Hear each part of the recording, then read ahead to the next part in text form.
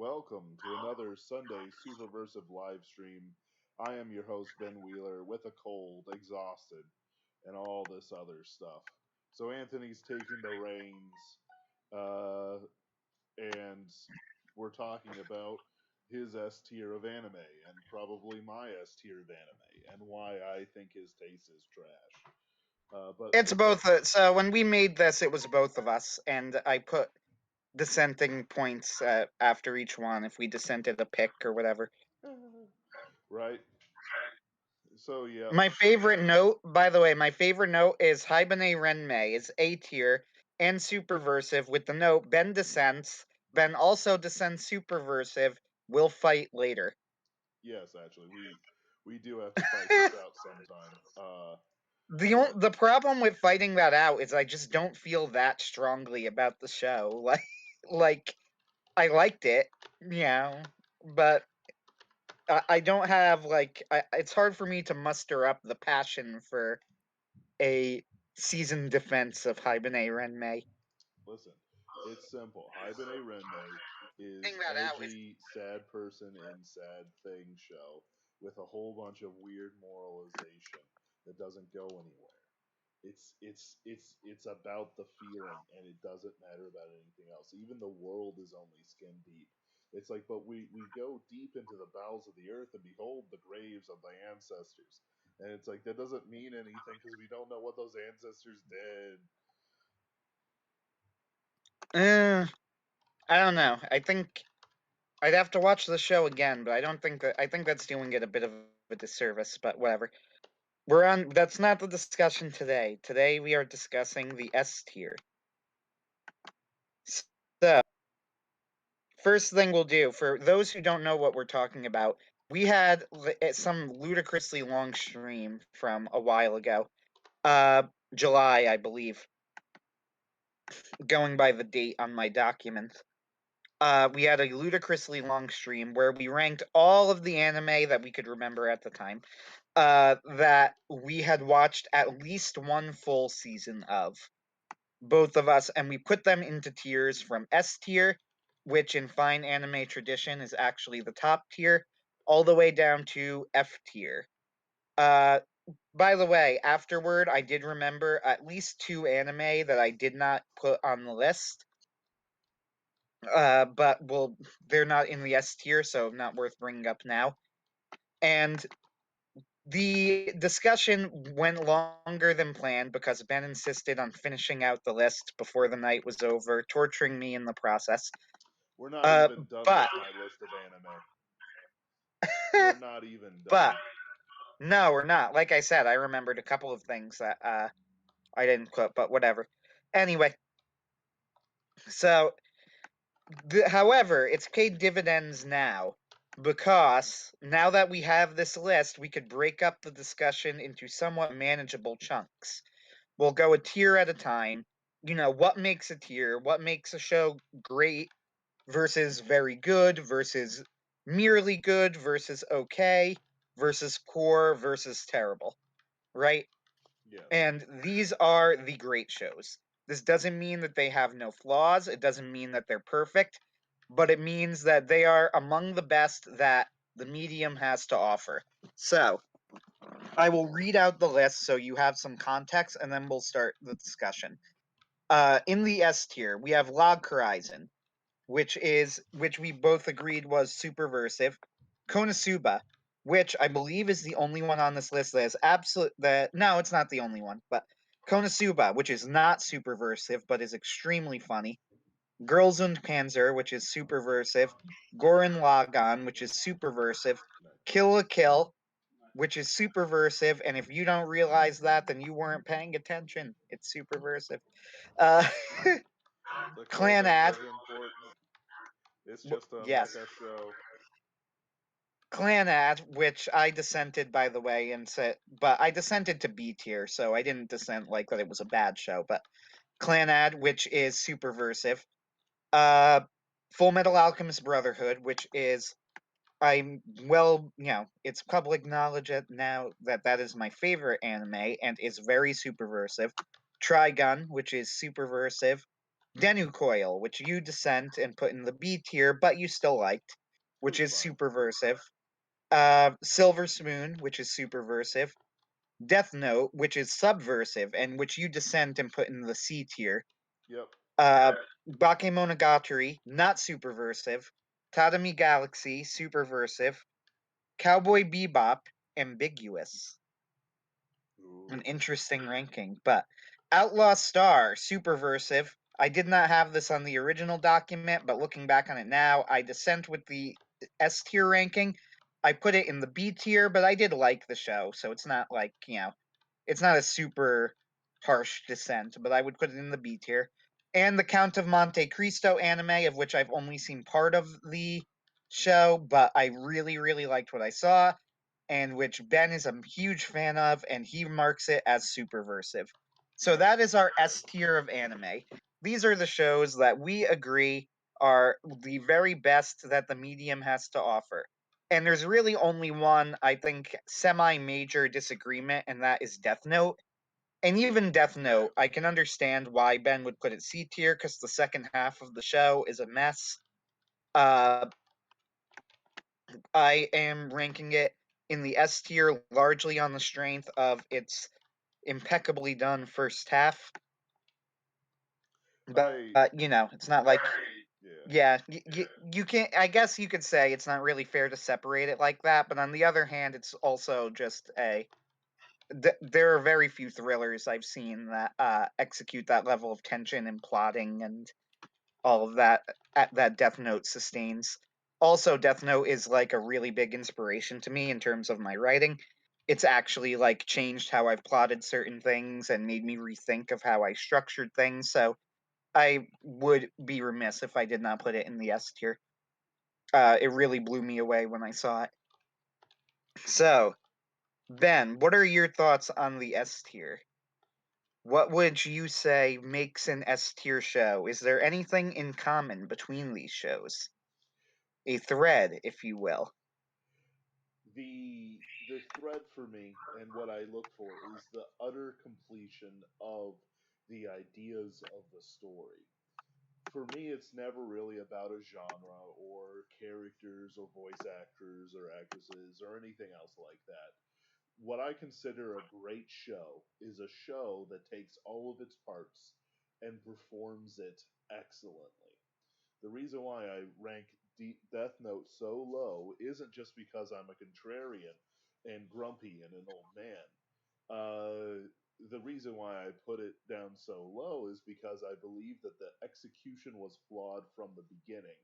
And while the beginning, while it was focused, was able to handle the tension pretty well, I believe that either through editorial meddling or through who knows what, they were unable to sustain it.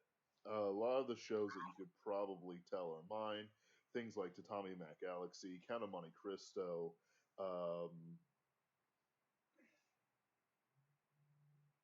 Girls in Bake, Panzer Girls and is Panzer, definitely yours, because I those, haven't seen it.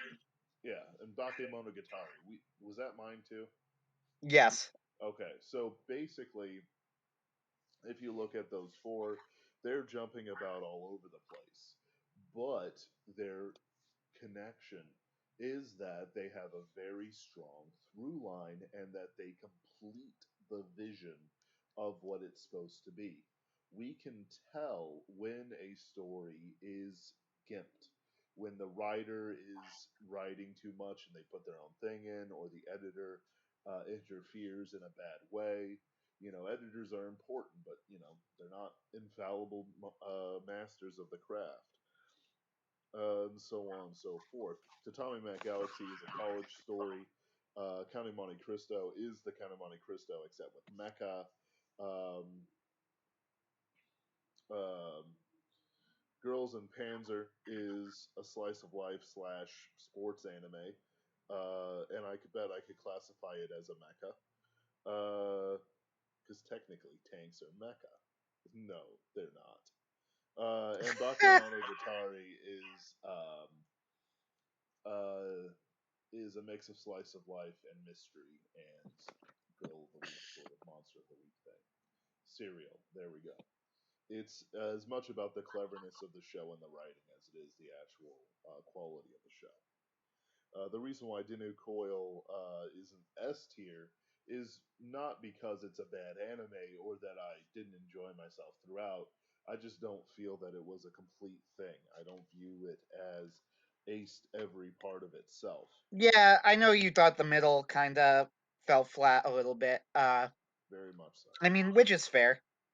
It's not like it's not an unreasonable opinion to have, and I'm glad you enjoyed the show. Part of it was that it fit my personal tastes in a specific way too, Yep. of course, which is true with some of these things. I love the aesthetic of Dennou Coil, and also there were scenes from the show that like burnt themselves into my brain.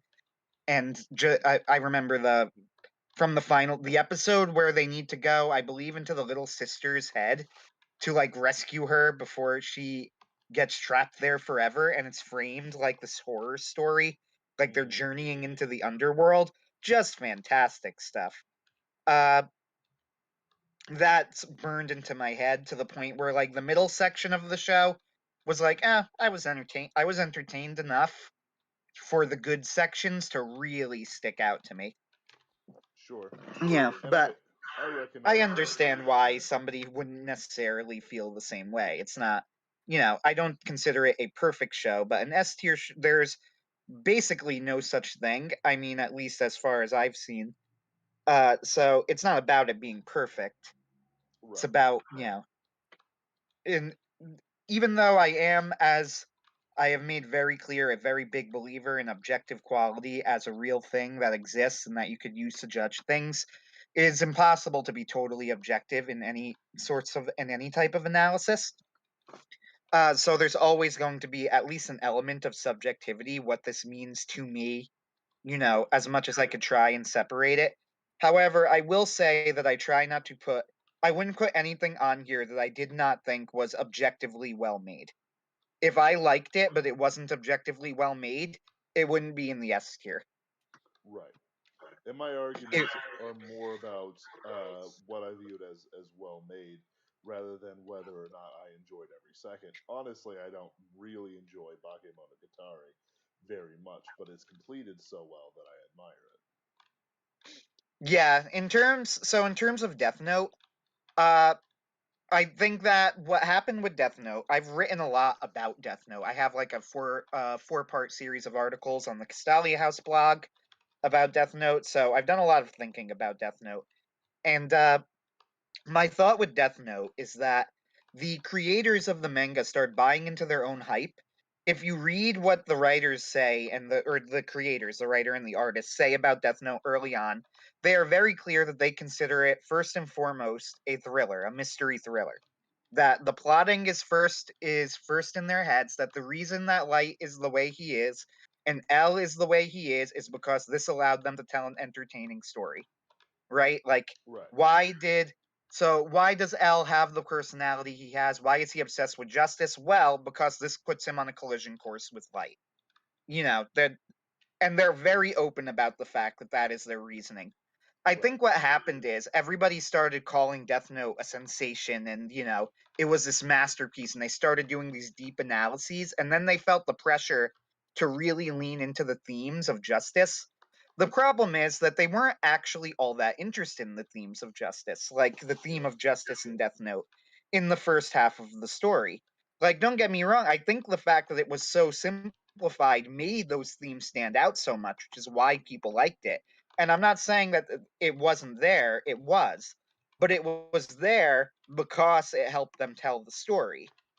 It wasn't there because they were particularly passionate about that theme. But then in the second half, the plotting sort of fell apart as they started digging into these various themes and ideas. And the second half of Death Note becomes more of an idea manga, or at least especially and this is exaggerated in the anime when they pare down the plotting even more, because I call it the second half of the anime, but in actuality, it's like the final third of the anime and the second half of the manga. Yeah. So this is exaggerated even more, where they don't really have time to dig into the plot that they give it in the manga, and even the manga is considered to have fallen off after. And I'm going to spoil Death Note, but it's like what 10, 15 years old now, so you've all had your chance. Uh, after L's death, even the manga is considered to have fallen off, but this is exaggerated even more in the anime when they don't really have time to dig into the plot twists and things. So stuff happens that's not explained properly because I think that they became more interested in setting up the themes of the story and playing them out that way. Right, which is In actuality, the movie ends it. Believe it or not, the live action Japanese, not the awful American movie. Forget that garbage. The live action Japanese movie actually ends the story in a way that I consider to be pretty clever. When L writes his own name in the Death Note to trick out Light, and the reason that this works is because when Light writes down L's name, it doesn't work, right? L already has his name written down, but he's going to die in like 20 more days, whatever the time was. I can't recall off the top of my head. This is a clever idea, and also it fits thematically because Light can't grasp the idea that L would sacrifice himself to win the game, where Light's version of the game always involves him alive as the win state.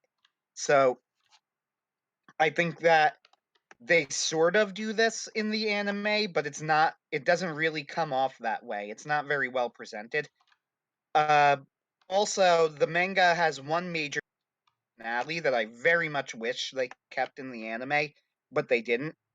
When Light dies in the final episode, in the manga, Light starts like crying and begging for mercy, and Ryuk goes, "Nope, sorry," and kills him.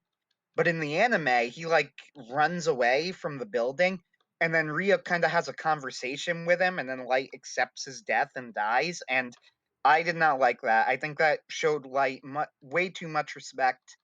Light was yep, a madman and a serial killer. He did not deserve a moment to process things. He deserved to die begging. yep, So overall, though, like the first half of Death Note, I thought was so carefully plotted and and it ratcheted up the tension so effectively. Like there are scenes in the first half when L introduces himself to Light for the first time. They go to the assembly. He looks at Light and says, "I need to tell you, I am L." Man, I remember that moment because I remember and it's such an effective directing moment too because you are essentially in the position of Light in that moment.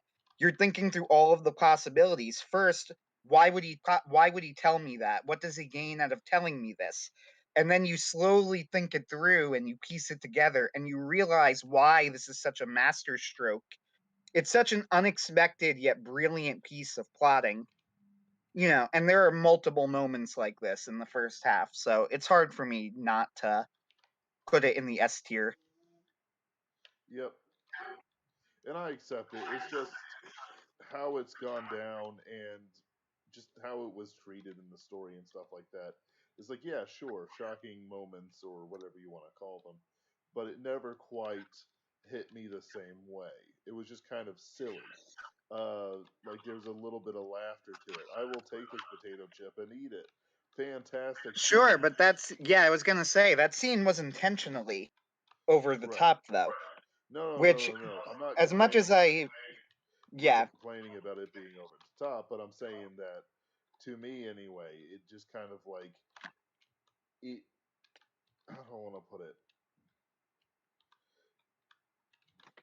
It even though that scene was great and it was very funny and it had all the right moves for this stuff, it didn't help the series either keep gravitas or lose it. Like the scene where Light's trying to run away and he's just kind of shot or whatever he was. I forget what. The ending was so garbled. I can't remember it. I think he's been shot and he runs off and to him and says, "Hey, remember I said that I would take your life?" And then he just kind of does. Yes. No, I remember that part. No problems there. But it's just kind of, I don't want to put it. It doesn't hit it for me. It doesn't slap or anything like that. It just kind of exists, and it's like, yeah, we can do this with our characters, and it's like, yeah, absolutely. But then when they introduce the other characters like Nier and Mello, it shows the cracks in the wall that were always there. It's just now that now we see it. So one of the things too is that Death Note really needs a hero for you to latch onto, right? And Yep. the second half of Death Note did not have that. Nier, for as I've seen Alexander make defenses of Nier, and I've seen other people write defenses of Nier, and while I understand it on an intellectual level, I think that they miss the point. Nier just does not come off the same as L. L is somebody who you spend a lot of time with, who you get to know, and who is active. He is out there. He is interacting with Light daily. He puts his life on the line. Like, he really is willing to risk himself to do this. Nier doesn't. He stays, you know, basically in one room for the vast majority of the show with Yep. his men around him, and sure they die, and sure, like, you can make all of these claims about how no, Nier really does fit thematically, and in a sense you might be right, but that is kind of the problem. They became so focused on the themes that they missed out on, other parts of storytelling. Like, Right. L's purpose in the story was very important. It was not just important because L was an entertaining character, which he was. It was He important was. because you needed somebody that you could have, like, that you could root for as Yep. the viewer, as the reader. You needed somebody you could latch onto and say, this is the good guy. Now, does that sound overly simplistic? I mean, arguably, you don't need that in every story, but in a thriller like Death Note, I think it's important to have that. Yes. And Death Note is at its core, that's really all it is. It is a thriller. Yep. It's a and whether it's a good thriller or not, it's not anything more special or more complicated than that. And I think the writers knew that in the first half of the story, and they did not in the second. This, by the way, is something that happens all of the time with storytelling. Basically, when writers start to huff their own farts. Yep. This happened in Sherlock as well. Sherlock seasons 1 through 2 was a sometimes kind of smarmy and kind of, as Ken likes to say, kind of gamma wish fulfillment-y, but ultimately entertaining detective mystery thriller story. And then the writers huffed their own farts and turned it into like this weird character thing, and they got away from what they were good at because they thought that they were like the greatest thing ever made. And it was a very good, very entertaining, extremely well made show when it stuck to what it was, a modern day update of Sherlock Holmes' adventures. Yep. There's Death also Note was basically the same way. an element of like if you look at how it's mocked, uh, you can see how a show is being sort of how do I want to put it? How a show is being taken by the zeitgeist. If a show is mocked and it mocks its fans, it's oftentimes because the fans are crazy and the show itself isn't as worth talking about as these crazy fans. Yeah. Like with Sherlock, the joke is that it's a pink haired whatever, fawning over Benedict Cumberbatch for some reason. Or with I swear to goodness, people are just contacting me for no good reason. No good reason, I tell you. Maybe they love me. I don't know.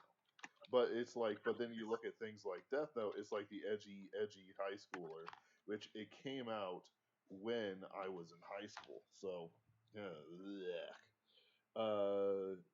Which has never really gone away. The shirts are still So sold in Hot Topic.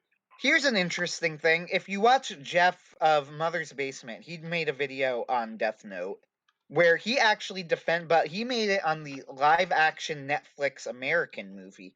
And he actually defended it. And I actually think that video is fascinating because I don't think he's necessarily wrong with a lot of his defenses, but the issue with it is sort of the issue, like the issue with his video, like, I'm trying to think of how to put this exactly. So the issue with his video is that he was making the case. it actually did fit thematically with Death Note, and that the issue was really one of sloppy editing made the writing fall apart. And you want to know something? I actually don't even necessarily think he's wrong, but that's sort of the problem with the second half of Death Note as well.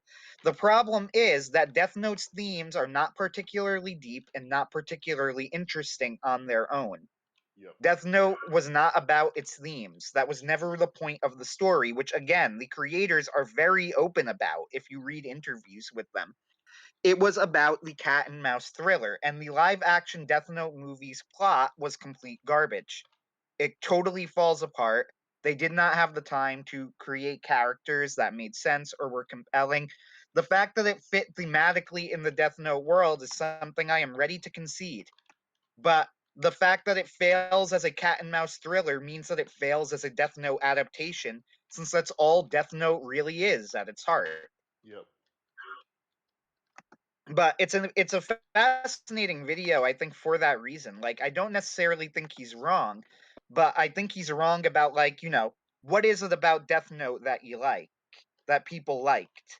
And it's very tight plotting, and it was the way that it maintains suspense and tension. By the way, it's also easy to feel bad for the Death Note writers when you read Bakuman later.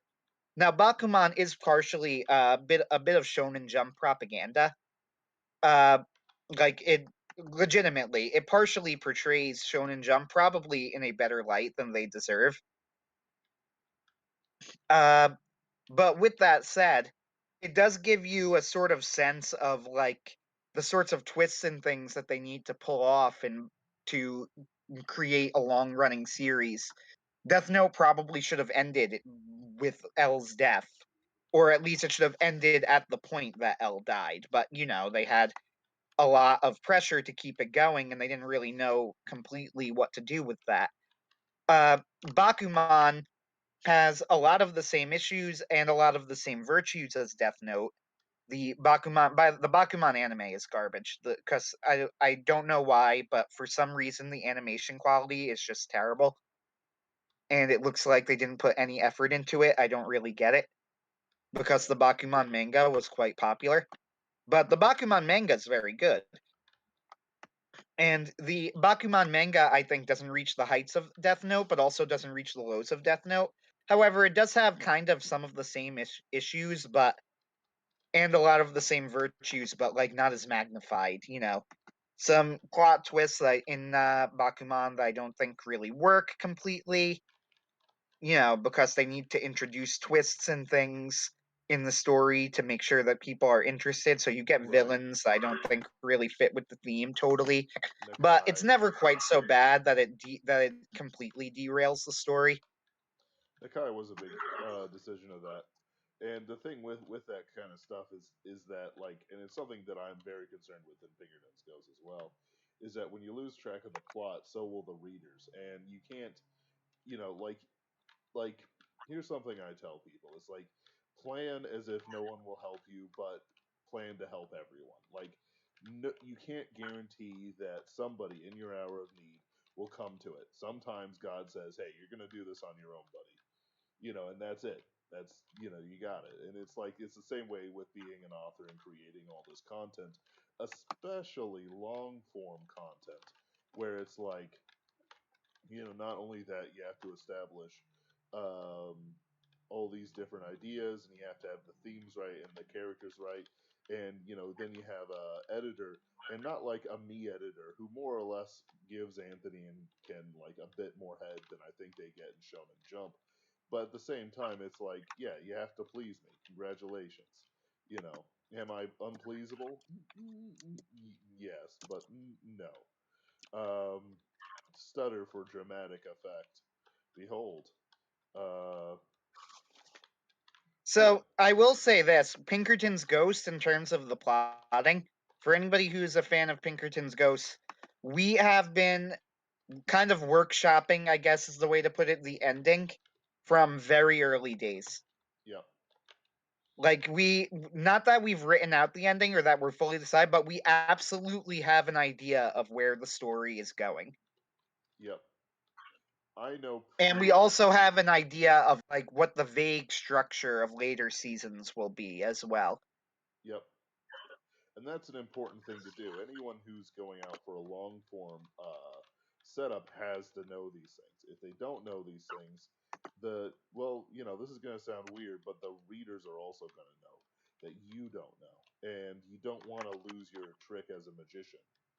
Because if you lose it, then you can never really get it back.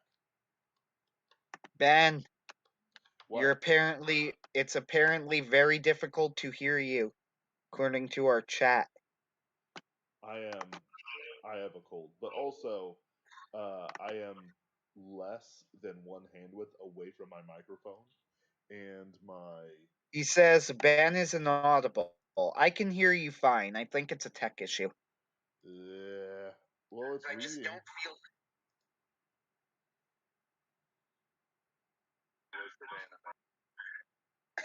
Not even. But I can hear you through. If I play YouTube, I can hear your voice okay. So Yeah. Megabuster Shepherd, I'm not sure. The only thing I can think is maybe turn it up. Yeah. That sounds mean though, because it makes it sound like, it's your own fault. You should be able to hear him. And I don't really know if that's true or not, but all I'm saying is if I play it on YouTube, I can hear you. At least from early. Maybe if I go to recent, it'll be quieter. Kind of. Excuse me. I'm trying to make I'm sure. trying. At Yeah, a right certain now I'm point. listening to. Yeah. Okay. We're fine. Leave it alone. Uh, I All have right. I have moved my microphone closer. I am checking my audio. At a certain point, I'm probably just gonna stop listening to people when they say I've got volume problems. I've noticed that as a trend with some people, where it's just like, you know what, forget it. I'm not gonna worry about it.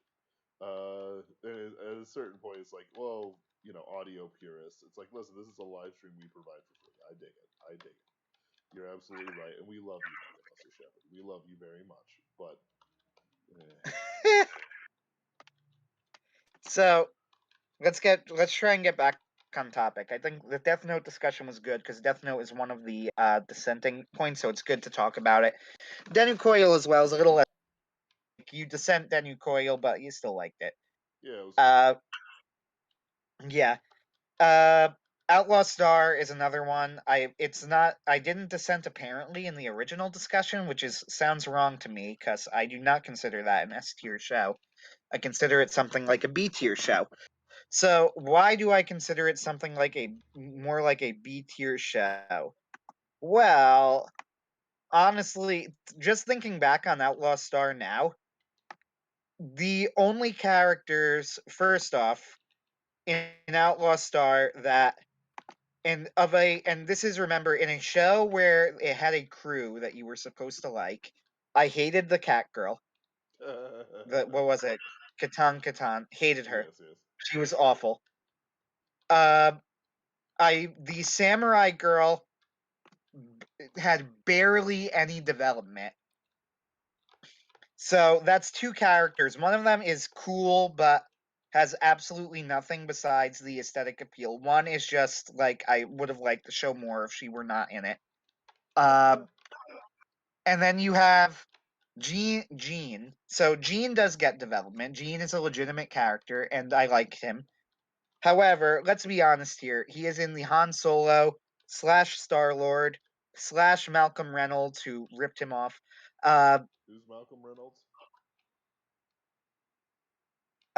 Malcolm Reynolds is Firefly. Firefly famously rips off Outlaw Star to the point where people have made one-to-one comparisons. For example, the first episode of Firefly opens up with them finding a naked teenage girl in a box. Like it is. So Firefly and the aesthetic is space western, much like Outlaw Star, also much like Trigun, also much like Cowboy Bebop, though to a lesser extent, because Cowboy Bebop pulls in various genres, western only being one part of the mix. But Firefly famously rips off Outlaw Star to the point where people have accused people have accused Whedon and of lying or whatever, or of ripping him off. That's the word I'm thinking of. Plagiarism. They've actually accused. Yeah, thank you. I was blanking on the word of plagiarism. Is that fair? I think there's enough difference that I don't think that's necessarily fair. Did Whedon probably have Outlaw Star in mind? It does seem kind of hard to believe that he did not. I will say that. It was a big feature of Toonami back in the day, which was, like everyone who was anyone in the geek community watched Toonami. Yeah. Uh, let me think from the show. So I like Gene, I like Jim, I liked what was the name of the girl? I can't remember. I Yeah, no, I don't remember much. I just liked it. I liked it a lot, and I think it did its stuff well. I think it's best in the early episodes when they're still like doing these things, but like I accept it. It's not for everyone. It's a boy's fantasy, so to say. So I think like part of my problem with it is I didn't really think the character relationships were particularly well developed. And I think that the ending mostly works, but is a little bit is kind of confusing. Uh, I don't know. I just remember Atlas are like I remember thinking good when I finished it. I did not think, oh yeah, that's this an S tier masterpiece. Because that's what the S tier is supposed to be, right? These are Right. like the masterpiece shows. Outlaw Star was fun. Yes. I enjoyed it. I recommend it unreservedly, much like you with Dennou Coil, actually. I don't think it was perfect, but Yeah. I liked it. Yeah. It's like I don't tell people that you shouldn't watch Dennou Coil. I don't treat it like I do Habane Renmei. It's oh my goodness. It's its own thing. It's different. I treat it different. Yeah, it's a show that you liked but you didn't love, and that's pretty much how I feel about Outlaw Star. It's like, yeah, if you were to ask me about it separately, I would go Outlaw Star. Oh yeah, that was pretty good. I Yeah. enjoyed it. It does. I will say this: Outlaw Star's benefits. It does have a unique aesthetic. The animation isn't like super great, but it looks interesting. Yeah. You know, there aren't shows that look like Outlaw Star, which is to its benefit. That's a compliment. Uh, the soundtrack is its own thing. So the soundtrack is definitely unique. It's not something that you really hear a lot of anime have nowadays. I remember it being very rock influenced, Yeah. which was cool. And just generally, like you said, I think that's a good way to put boy's own adventure. Which I mean, this makes perfect sense. The main character one of the main characters' names is Jim Hawkins, so there's a Treasure Island reference, which is one of like the all-time great boys' adventure stories, right? Yep. That was not an accident. That was very much what they were trying to do with the story. So, I don't know. I got another. I don't feel all that strongly about Outlaw Star, though. I guess that's my. I guess that's why I would put it in the B tier over the S or even the A tier. A tier stories are mostly stories that like I really love, but I recognize for whatever reason should probably not be in the S tier, or I just don't think that they are quite good enough to reach that level. But Outlaw Star, I wouldn't even really put there. Just like it was good. Yeah. Yeah. If if people asked me, should I watch Outlaw Star, I would tell them yes without hesitating. However, of the three big space westerns of the 90s, the Trigun Outlaw Star, uh, Cowboy Bebop trilogy, I think Outlaw Star is probably the worst of the three. But That's fair. yeah, it's all relative. So let's move on to Silver Spin. Unless you have something else to say about Outlaw Star. No, no, that's all I got to say about it. I don't feel strongly enough. All I'll say, the last thing I'll say on Outlaw Star is Look up the Firefly connections if you're in a conspiratorial mood. Yeah, I'm fine with it because the idea is that Joss Whedon never had a single original idea of his life, and I am fine with that idea. I am fine with it. In fact, I kind of like it. So yeah, we're good. I actually am. I actually, if you were to ask me, I probably would tell you that I like Firefly more than Outlaw Star. Though to be fair, that might just be because I found Firefly first. Yes. But yeah, honestly, they're probably both about the same rank. I think that Firefly has some outstanding moments, but we're not discussing that. We're on to, you mentioned Silver Spoon, right? Yep. Silver Spoon. I have seen some episodes of it. I do not think much of it, but not in the sense of like it's bad. I can see how people would like it. It just doesn't have anything that would really call to me and be enjoyable. So, Silver Spoon, I consider to be like the perfect feel good show. Like, it is a show, I watch it, and it automatically puts me into a good mood.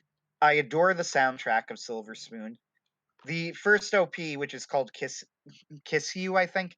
The first OP is like a little bubblegum pop thing. However, the music video, so the actual OP that goes with it, is hilarious because it shows Hachiken, the main character, like kissing all of the various barnyard animals. So, for those who don't know, since this one is a little bit less famous, Silver Spoon is a show about a boy who who is extremely smart but does very poorly on his entrance exams into high school.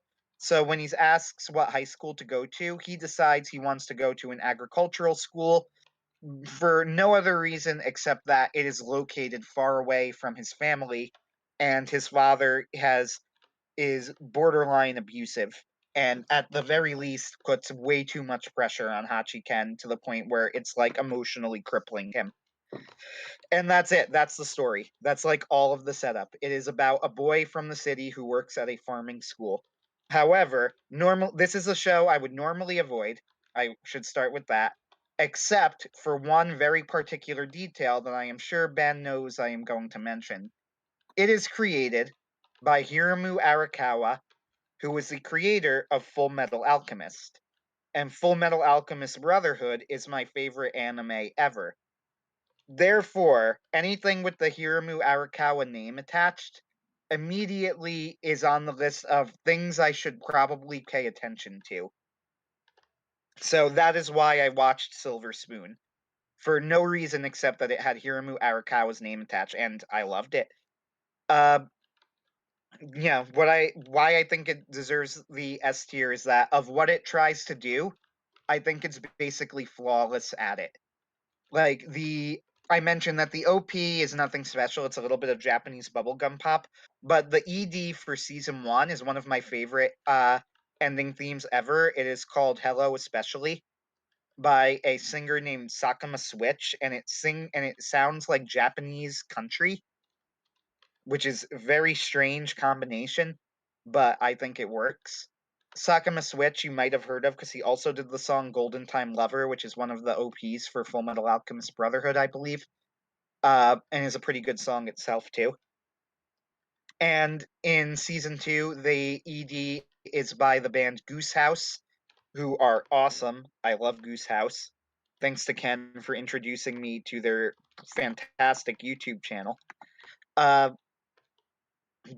and they do the ED for season 2 of Silver Spoon, and the OP of season 2 Life is actually considered kind of an underrated classic OP. I don't know. It just puts me in a good mood to watch it. You know, I really like Hachi Ken as a main character because he is the rare example of like the Delta main character, and Hachi Ken is like pure Delta. I like that he has a crush on a girl, and he's very open about the fact that he has a crush on a girl, but he doesn't really simp over it, and he doesn't come across as pathetic. There's a great example of this in that, and by the way, I like her too. I like that character, Mikage. I really like their relationship generally. And there is a fantastic moment in the show. I thought it was fantastic, mostly because I contrasted it with a similar moment in another anime that I thought was really, really terrible. And it was, he asks her out on a date, but he does not make it clear that it is a date. He just kind of asks her out somewhere. And so she brings her male childhood friend with her. And Hachi Ken is kind of upset about this. And the reason I really, really like this moment, because I have seen moments like this handled terribly, absolutely terribly. And it was actually like really funny in Silver Spoon. Like, I did not hate it. And for a few reasons. For one, Hachiken is sort of upset at first, but then he gets over it, like, immediately. He goes, that isn't what I meant, but then he's just like, whatever, he's here, let's have fun. He's a bro. He doesn't take it out on, I can't remember the character's name, which is a shame because he's a fine character, like Kamuga or something. I don't know. I'm blanking on his name, but he doesn't take it out on the other guy. He does not let it ruin his day. He does not, I don't know. He doesn't dwell on it. And also the fact that they didn't just force this in there for humorous effect. It's perfectly in character as something that Mikage would do. We already have it established that she is a very sweet person, but kind of an airhead and doesn't really understand relationships all that well. So it is totally in character for her. Hachiken's reaction is not like it's not the reaction of a gamma loser. It's the reaction of someone he's a little bit disappointed, but he's okay with it, and he's willing to go along with it. It ends with him and the friend having a fight and then making up. I like that the fact that Hachiken is a fish out of water is not overused. It's a good device to use for a story like this because it allows them to explain all of the farming things that are going on to an observer, but at the same time, the fact that he is a fish out of water is not really used as an excuse to mock Hachiken. He is honestly fairly popular at the school. He seems to be doing fine for himself. He's a bit of a nerd, but he's not like a loser, which is great because the Japanese for some reason love those characters and they annoy me. I don't like them. They're But absolutely terrible Hachiken, characters. But yeah, they the speak to Japanese love them. they speak to the main audience. How about that? Yes, but Hachiken, like he is kind of a nerd, but he's not like obnoxious about like he's popular. He's not bullied. There are really no bully characters in the show. I like the color palette. I really think it looks nice. It's Hiramu Arakawa, so the character designs are obviously absolutely top of the line because her character designs are always top of the line. And on a personal level, because I mentioned there's always a level of subjectivity. Like, besides the fact that I think it executes pretty much everything it attempts to do just about perfectly, when I was reading the manga, there was an arc in the manga where, like, Mikage had just taken a test and to get into a university and was waiting on the results. And I had just put in, like, my final paper for my last college class, and I was waiting and like whether or not I passed that paper would depend on if I had to take another semester or if I was graduating. So I just at the time I just felt very strongly. I empathized very strongly with Mikage in the story. So it just kind of had a little bit of everything. Like, it hit me on a personal level. It makes me happy when I watch it. I love the music in it. I love the character designs. It is. Is it as good as Fullmetal Alchemist Brotherhood? Yes and no. Yes, in that I think it just about executes everything that it attempts to do about as well. No, in the sense that Fullmetal Alchemist is much more ambitious. So the fact that Fullmetal Alchemist is able to execute everything it does immediately makes it a better work. But I adore Silver Spoon. I'm not going to be able to like wow you with it has these really intense themes, although I do think it does have a brain. It's basically about like why we eat meat, and there's like a large subplot of Hachiken raising a pig to be slaughtered. And if you want to talk about like what themes does it share with Fullmetal Alchemist, the answer is it's about what the value of a life. What is the value of life? Yes. That's the theme that it shares with Fullmetal Alchemist. So I don't think it's brainless, and if it was brainless, it wouldn't be in the S tier for that matter. It would be an A tier show at best. I actually do think like it has something to say, but I'm not going to pretend it's like it's as deep as like Trigun, which I consider one of the under the radar one of the deepest shows ever made, or even Cowboy Bebop. But I loved it. Yeah, I recommend it if you're looking for if you want to relax. If you're in a bad mood, it'll put you in a good mood. It's yeah, and it's it depends on your tolerance of that stuff. For me, it's like I don't want that. I'm already doing this stuff. If I do it in real life, I don't want to know about it. As an anime, like it's like, well, what about the cooking anime, Ben? The cooking anime, Shokugeki no Soma, and it's like, okay, I enjoyed that, but I enjoyed that for a different reason than the cooking. So I wrote an article comparing this to the Helpful Fox Senko-san, and like why I can, because the Helpful Fox Senko-san offers absolutely nothing but you called it emotional porn, I believe. Yes. And Silver Spoon, I think, is actually a great contrast to it because it is also a feel-good show, but I would not consider Silver Spoon emotional porn. Silver Spoon, absolutely, it has a brain and it has a heart. Like you can just watch it for the pretty colors and the pretty music and the nice character designs, but you absolutely don't need to. You can engage with the show. Hmm. And again, like if you couldn't, it wouldn't be in the S tier. Right.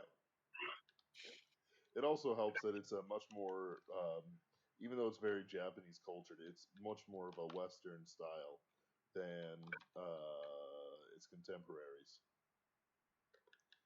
Yeah. I don't know. So here's what I'll say about Silver Spoon to people listening too. If you like if you have any interest at all in slice of life as a genre, then give Silver Spoon a shot because it is about as well made as any of them. It's really a crime that it ended after 2 seasons. Believe it or not, though, like Silver Spoon kind of is bigger than you realize. Like Silver Spoon won the award for like manga of the year that it came out. Like it was really big in Japan, and it only relatively recently ended. It ended like maybe a little less than a year ago, I want to say. Like it was shockingly big. That it only got 2 seasons is a little surprising. Sure. So, based on the comment from Woolis, said never knew Konosuba had an anime. I just started playing the mobile game recently. Let us discuss Konosuba. Konosuba is interesting, I think, in the S tier because it is one of 3 anime, along with Bakemonogatari and Death Note, that we mark as not superversive. Absolutely. So, what about Konosuba makes it an S tier show to you? It made me laugh out loud. Yeah. All right. So here's the problem with an anime like Konosuba. Konosuba is a comedy that doesn't really have any higher designs than to be funny. The thing is that Konosuba is funnier than just about everything else. Yes. So what it is trying to do, it succeeds with flying colors, but I don't think it's very deep. No. Nor is it trying to be. I also think that season two's animation is noticeably better than season one's. Not that Really? season one's animation is not bad, but it looks generic. Season two looks cartoony and more uh over the top, and I think that fits the tone of the show better. Also, season two is one of my favorite OPs ever when they have to steal the golden apple and they go on the little adventure in the OP and it's hysterical. I can't remember that. Uh That OP is called. I can't remember the name of the song. The song's not the important part, though. The important part is the OP itself. It shows them they go to get a quest, and they go to like get a golden apple from a garden, and Oh, yeah. Megamine creates an explosion, and like Aqua uses her scarf as a parachute, and Kazuma steals the apple, and the OP is hysterical. It's one of my favorites. Konosuba also has some of my favorite episodes of any anime ever. The what do you call it? The succubus episode is a masterpiece. Oh, yeah, that was very funny. Just fantastically funny. The It's funniest. also clever. That's the other thing about Konosuba. Like, to give it its due, when we mention that it's not much more than funny, to be clear, like Konosuba can be clever in its Yes. jokes. The succubus joke is a really clever idea. Like, if you think about it for a moment, it's just smart. Like, it that somebody came up with that is smart. The Choker episode, the Choker OVA is also hysterical. That's probably my favorite one that I still remember. It's just fantastic. Oh, the best. Like his face when people are like fighting is just like, and then he achieves satisfaction. And it's like, oh no, it was great. Anyway, Uh, the movie was also very, very good. I enjoyed it very much. Uh, I thought it was hilarious that people like Jeff were complaining about the trans stuff in the movie when that was actually the funniest joke. oh yeah. No, you've described the joke. I haven't seen the movie, but you've described the joke to me. It's a hilarious joke. It's a fantastic joke. Like it's I don't like it's like So it's the joke that had some people complaining, for people who are listening, is that Kazuma does not feel that he is being appreciated enough by his friends, and he is kidnapped by like the monster, who is this beautiful woman.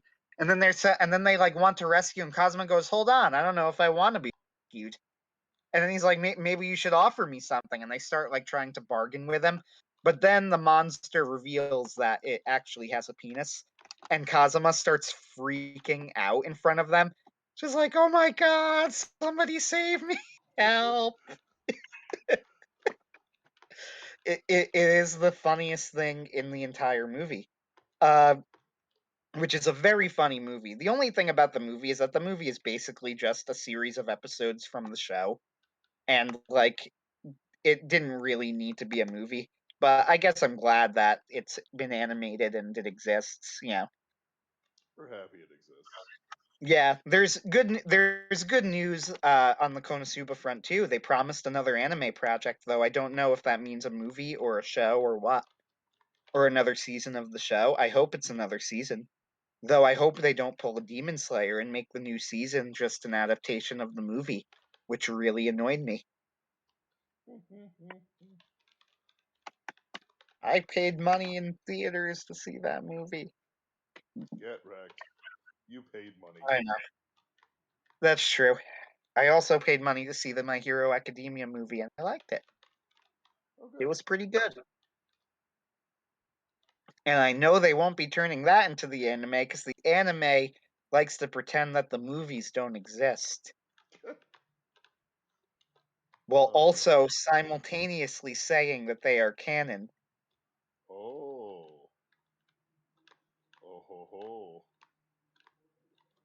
It's like, hey, did you know about the time that like Deku basically single-handedly saved the world? No? Well, we're not gonna mention it. This kid saved the world. No, we're gonna kick him out because he's a target. It's like, okay, all right. That's having They your don't cake and kick eating him it out. too. He leaves. Well, they tried to kick him out though, because they're scared. Oh, you mean the kid? Yeah.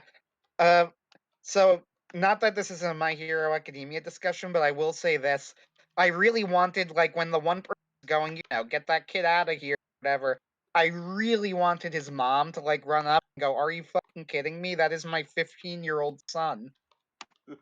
Like, Right? Like, kick him out? Are you insane? He is a child, and he is my child. Like, who do you think you are? Exactly. Like, no, his mom is just there crying in the background because Right. I like her and all, but that I guess they needed that to be Ochiko's moment. I'm being a little mean here. I actually really like where the manga is right now. Like, I don't really mean to criticize the arc. I thought it was fine, but I thought that was kind of funny that like his mom was there the whole time. They were discussing like leaving him to the wolves, Right. and like I really just wanted his go like, are you fucking kidding me? That is my 15-year-old son. Like, this is a child, or what is wrong with you? You psychopath. And he's like being targeted. That is why he needs protection. Like, you don't just leave people to villains. Right. That's not how a civilized society works. The secret, though, is that My Hero Academia is a barely civilized society. Yes, it is. Which is low key one of the things I actually like about the story. That the But people whatever, are we'll move very on. civilized. So No, Bakemono. yeah, that's barely civilized. So Bakemonogatari, you better. I have not seen it. So Bakemonogatari is S tier because of how well it's written, and the goal is to be a cleverly written show. A lot of the stuff that goes on with it isn't so much.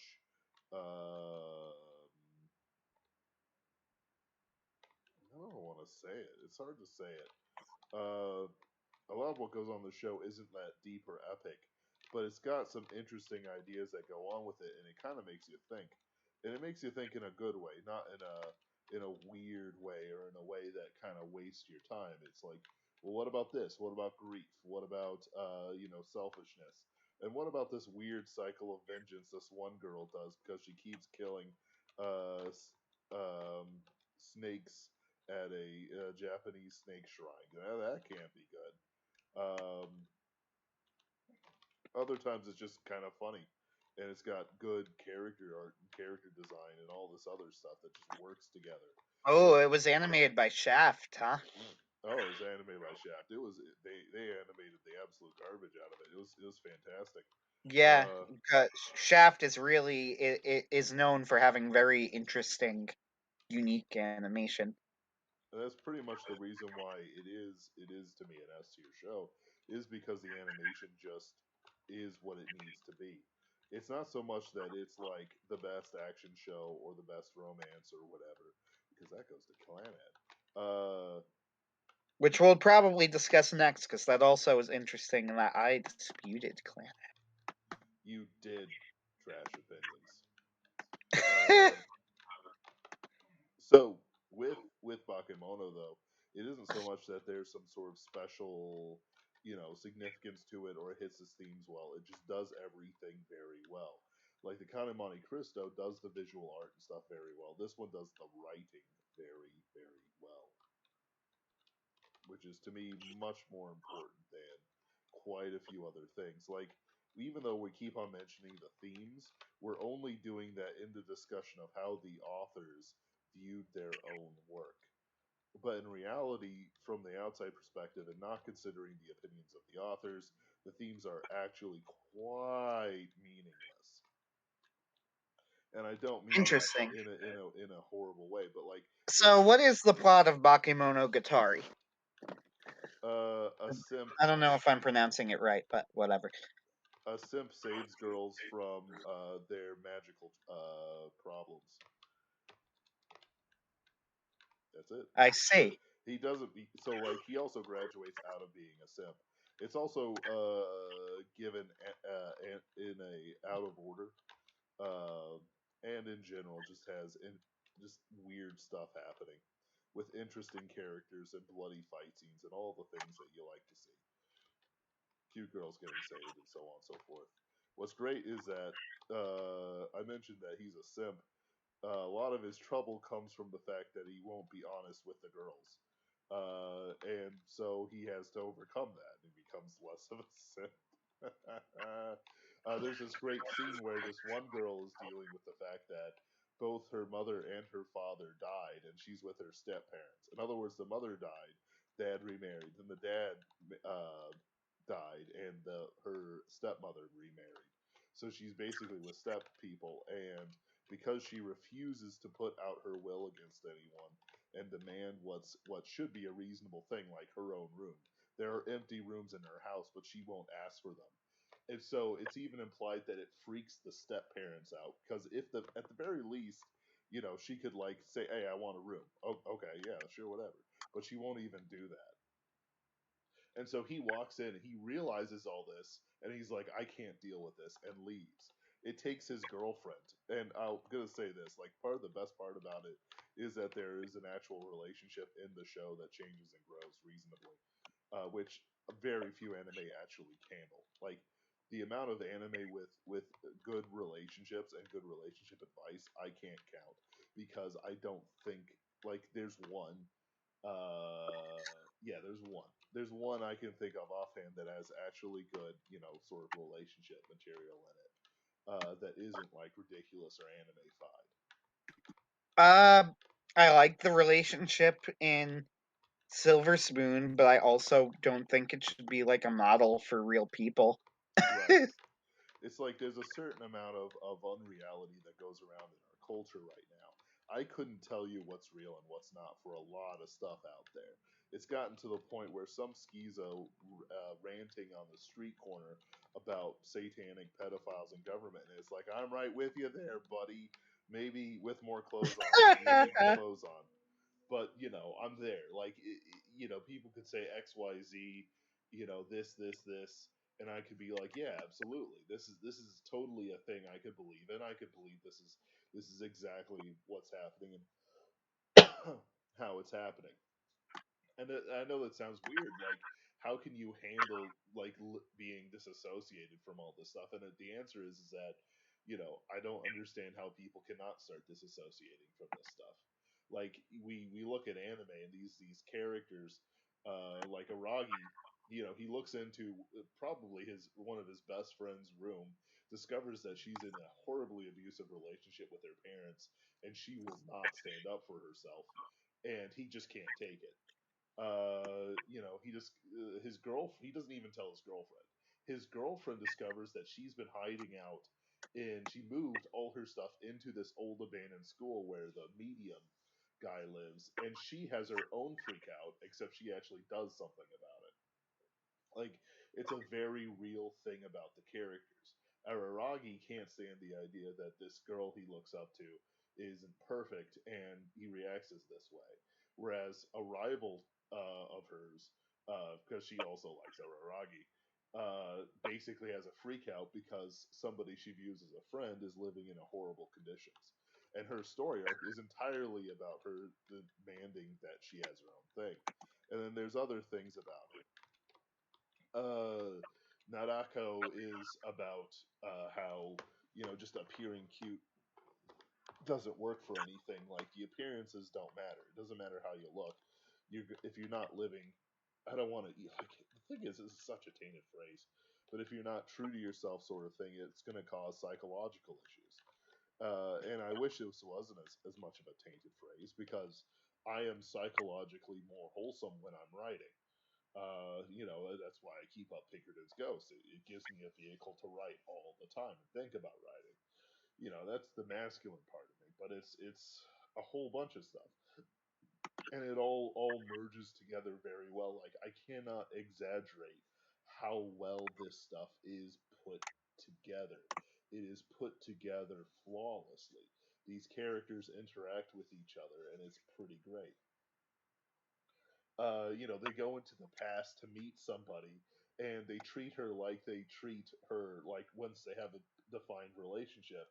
And, the little kid freaks out and then sends them to a police station when they ask for directions.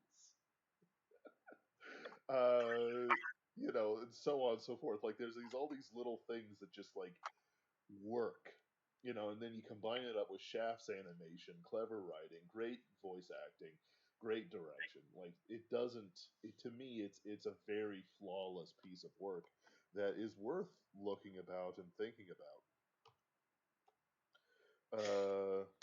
Mega Buster Shepherd, you didn't Interesting. have to delete your messages. We love you anyway. I might have to give Bakemonogatari a shot one day. I haven't been watching anime recently for no real reason. Just like there is anime that I actually am interested in. I've just gotten distracted and haven't gotten to it, and it's Yeah. I mean, it's not necessarily the worst thing in the world to not be watching anime. With that said, I would like to get back to it. I'm sure I will. I go in cycles with everything I'm interested in. Yeah, it's just the way that my mind works. So I'm sure I'll get back into it eventually. But in the meantime, there is stuff that I'm interested in. Mob Psycho season 3 will be coming, and that's cool. Lupin the Third Part 6 is out, also cool. So let's discuss the one other dissent on this list, which is Clannad. I dissented to the B tier. It's a meme. It deserves B tier. It deserves lower. It's fantastic, though. I love it. It's so trashy. I love how trashy it So is. my issue with Clannad, first off, I actually did not like the first season of Clannad at all. To be honest with you, It's one or the other. Clannad After Story though. So my thing with Clannad is that Clannad feels like it was designed in a laboratory to appeal to an extremely specific demographic, which is like romantic teenage boys who have not actually had any relationship experience. He gets it. And and it feels like it was designed in a lab to appeal to that specific demographic. Yes, absolutely. Like, I don't know how to describe it exactly, but just even the way that him and Nagisa interact with each other feels very carefully calculated to most appeal to teenage boy semi-chaste fantasies. Like the fact that we only ever really get one mention of them actually sleeping with each other, which is Nagisa blurting it out comically to her parents. And that the other times where they're together, it's like them holding hands is a really big deal. Which, if you think about it for a second, like a normal person, is a little bit strange for people who are that close and have known each other for that long. But if you are a lovesick teenage boy who is afraid of girls, then that interaction is endearing and also makes sense.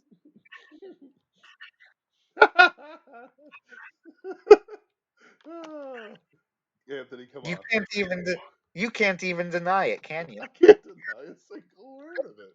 Girls are scary. That's how it is. Not really, but it's. Um, You're right. You're like I can't deny a single word. You're right Now, on with both of that those. said, this doesn't make the show bad. It makes the show, though, really, really not for me. Uh, it is for if you are the sort of person that Clannad is meant for, then you will probably adore it, which is exactly what happened, right? It hit its Yeah. audience, and that audience worships Clannad. But if you are not, there are aspects of the show that come across oddly. Yes. Also, I still don't get the ending. I hear that it makes sense if you play the light novel. I don't care. This isn't the light novel. This is the anime.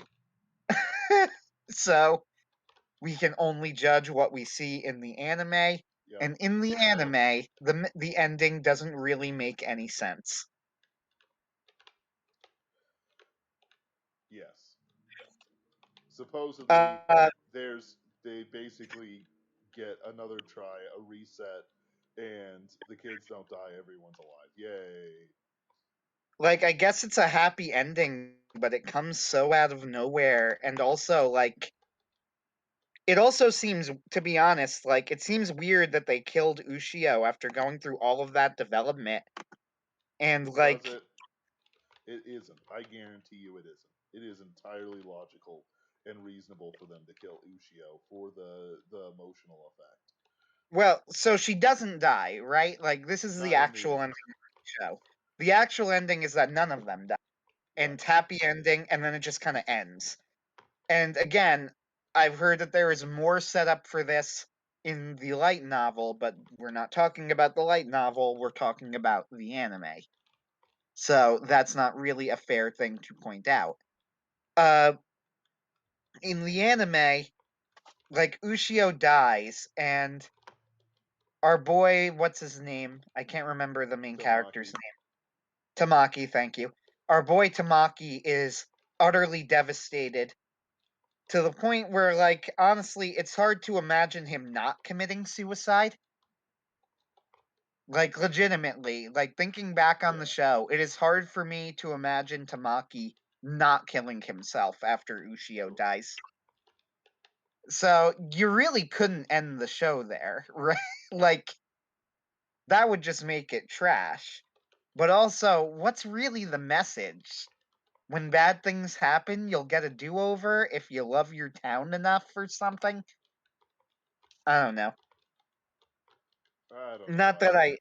yeah, There's no. not It's that not I about the hated it, and message though.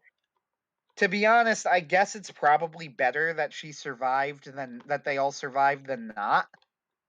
But I still don't know. Like, I don't think that what they did really worked either.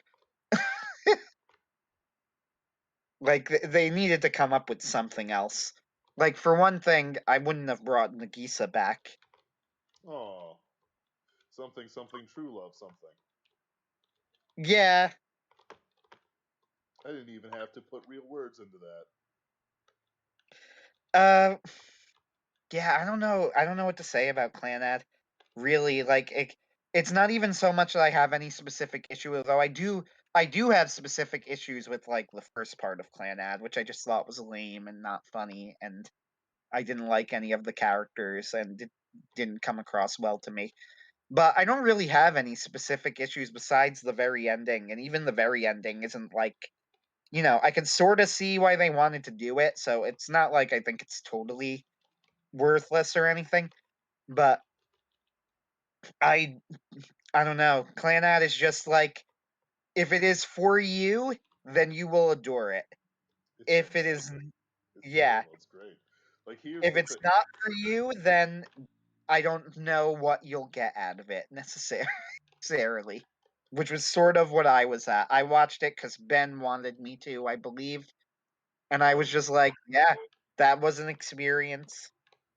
I can't really say I regretted it either. Right. I think there's Yeah. also certain things with it, like the the more like how do I want to put it?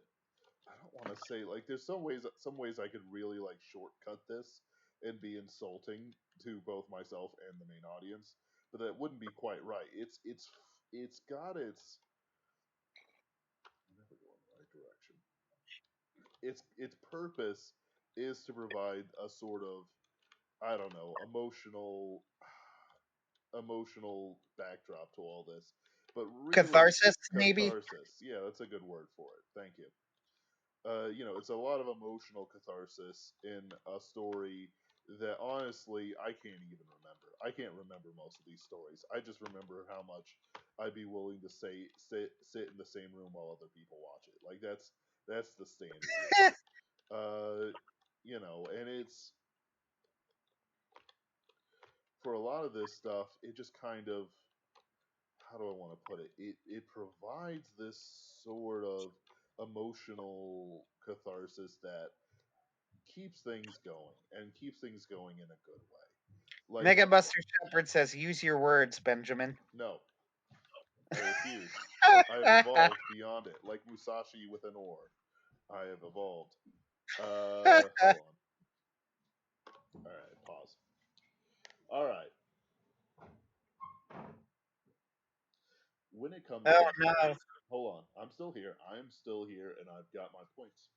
When it comes to men, especially men, who experience social failure and experience a lot of anxiety with their lives, especially when it comes to relationships and the desires for love, which are natural, blah blah blah, and happened probably a lot earlier than people would probably want to recognize. And I don't mean that in any sort of justification way. It's just that yeah, I was thinking about this in like or before high school, that sort of thing. People think about this stuff. There were girlfriends at the camp I went to, blah blah blah. Not for me, but for other people. So you take some people and characters, and then you sort of run them through it, and people will glom on to what characters they think are right for them. For me, a disaffected loner who doesn't have many friends or just one friend, who is suddenly being attacked by every girl ever, is a fantastic little thing to put your mind onto.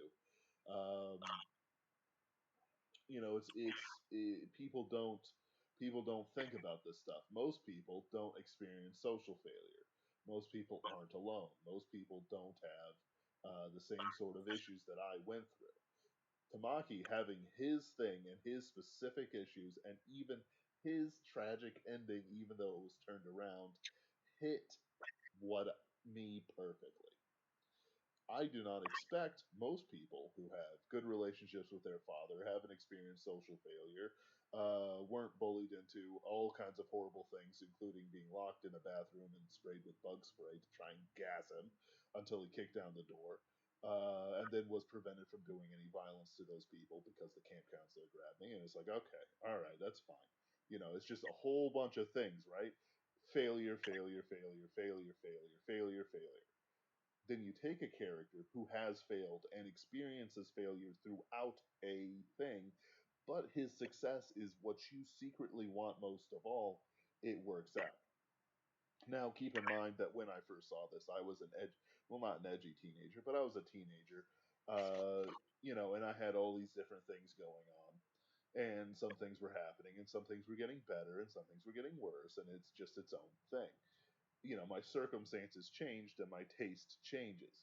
If I was in high school and we were having this discussion with an 8-year-old Anthony, it would just soon devolve to us shouting no, no, no, no, no at each other because I was going to defend that to the death. And people, when people read books and people like look at these stories, a lot of people don't consider the psychology behind both how they're written and what the audience's psychology is. If you get a guy who can put himself onto the main character and it gets all the things he wants and he gets all the stuff he wishes were different, he gets that stuff. He gets that stuff. Like it's great stuff. Then you have stuff like Outlaw Star, a boy's dream to get his own starship and to go on an adventure with pretty girls and and his best friend and all this stuff. It's a fantastic feeling. One of the things that are kind of important in canon, Clannad, not canon, because canon is an outsider rather than anything else. But in Clannad, both Sunohara and whatever his name is, Timizaki or something, are basically their only friends outside the girls. Like they don't have a very good male relations with each other, with outside of each other. Partially because uh, Sunohara and Tamaki basically fought an entire soccer team together, and also a lot of the guys are kind of just off doing their own thing. They have their own social groups, their own social circumstances, and so on and so forth. So there's never really any time for them to get to know other people better. Most of Tamaki's, I can't even remember his name anymore, best relationships with other guys are actually with older men who fill in the role of his father figure. Um, and then he just repeats the cycle, but he breaks the cycle. It's one of those things where there's a lot of things to it that spoke specifically to my circumstances and can speak to other people's circumstances and then make it rosier, give them what they want, the emotional fulfillment, the character arcs, the drama, the emotional pornography, essentially, and more, and more. And it's not something I promote in other people. Like I don't write Pinkerton's Ghosts from a position of what I want to see. I wouldn't write Pinkerton's Ghost if it was my self fulfillment fan fiction. That's not how it goes. I wouldn't write that even if people paid me money for it. And I would no, you wouldn't. You would not if write they that paid shit. me. Oh yeah, If they sure. paid me to write self-fulfillment fan fiction, 100% I would do it. Sure, but you're pure for this world. You're a pure Catholic boy. It's like you don't know how rough and tumble us Protestants get. But when most people write that stuff, it's absolutely disgusting. And it serves as a published mainstream published reminder of the monsters that made up 1970s to 1990s publishing, even into the aughts, utter monsters. And so it's one of those things where like you can look back on it and you can say, oh yeah, little beta bitch boy, blah blah blah. But in reality, what you're doing is you're looking at it and saying, all right, why did I enjoy this? Why was this catnip to me? And then once you get that, you can sort of like work your way backwards and forwards over it. You know, do I want this? Do I want I want that relationship with the good girl. I want this and I want that. I want these relationships with other people. You could just sort of expand it out. Like, how do I want these things? Sometimes people criticize me because I in my card game because I consider the psychology of the people I play games with and against. But to me, it's like, why wouldn't you consider the psychology? Don't you consider your own psychology? Well, the answer is no. Most people don't think about their mindset and why their minds work the way they work. I want to know why my mind works the way it works because, it helps me function better. It helps me overcome the issues that I've described earlier in this conversation. People who do not think of themselves are perfectly fine individuals, but if there are underlying issues that have to be addressed that are festering on the inside, they will not be addressed until they come to recognize it. I recognize that most people are not as intelligent as I am and that they are not as interested in the things that I'm interested in as I am. I have learned not to talk about it, but sometimes it slips out. And people don't like the idea that I'm secretly, psychologizing them as we play card games. Like, yeah, totally, all the time. I need to know how your relationship with me is. Like this may sound insane, like me, like because I don't have this relationship with the superversives. Just sort of like psychology. This. How are they really? How do they like me? Do they not like me? How can I deal with it? But yeah, it's insane. I don't do it, but because otherwise I'd be a completely different person if I actually listened to myself. But you take this stuff, you take the anime, look at your anime. What are your favorite anime? Why do you like your favorite anime? What does your favorite anime do for you? Well, it's just good. BS. BS. Sure, there's some stuff that's just good. But even then, it's like, how do you define the difference between the fact that I don't like Full Metal Alchemist as much as Anthony does? What? Right. There's clearly something, about the story that appeals to me specifically. It's your Catholicism, Anthony. So yeah, like I know I turned this into a kind of a big thing for kind of a crappy show, but consider yourself. Like, if you have a favorite anime that's in like the C listing, your favorite anime. Let me pull up the list. Let me pull up the list here. Uh,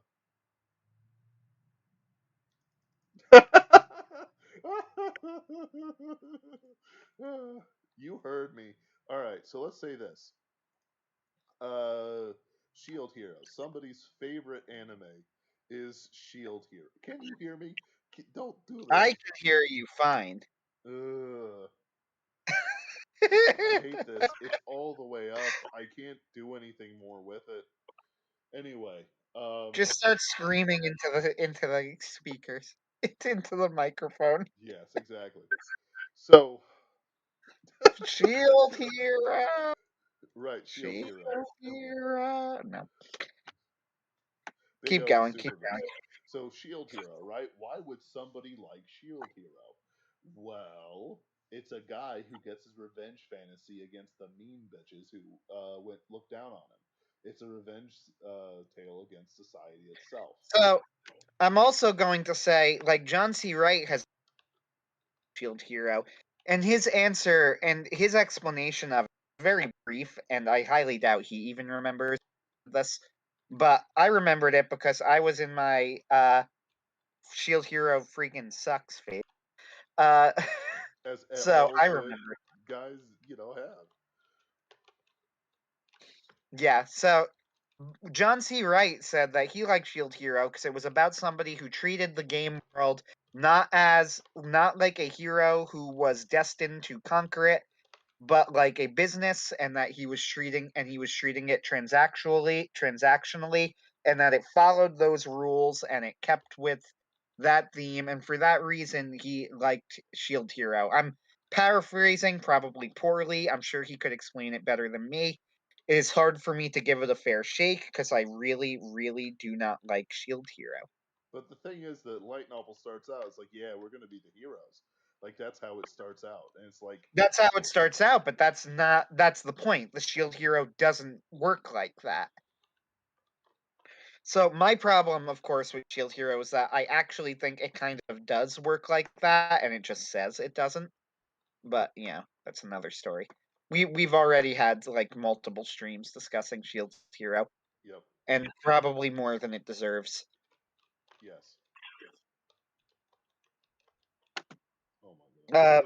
With that said, we are sort of running out of time. I mean, we could, and we did start late, so it wouldn't be that big of a deal. But whatever. So let's get on to the easy stuff first. Cowboy Bebop. Why is it great?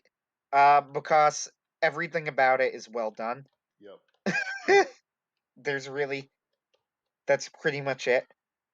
Uh, the music is probably the greatest soundtrack in television history, not even just anime. It's unbelievable. It's a masterpiece just on its own. The animation is beautiful. The story is told sparsely, but when it is told extremely well. Um, yeah, I don't have much else to say about Cowboy Bebop except that it has a reputation as a masterpiece, and it is a masterpiece. You should watch it. Netflix is gonna ruin it. They are. Oh yeah, and the Netflix show is gonna ruin it. Popo Pop says, "Give me the psych profile of the average enjoyer.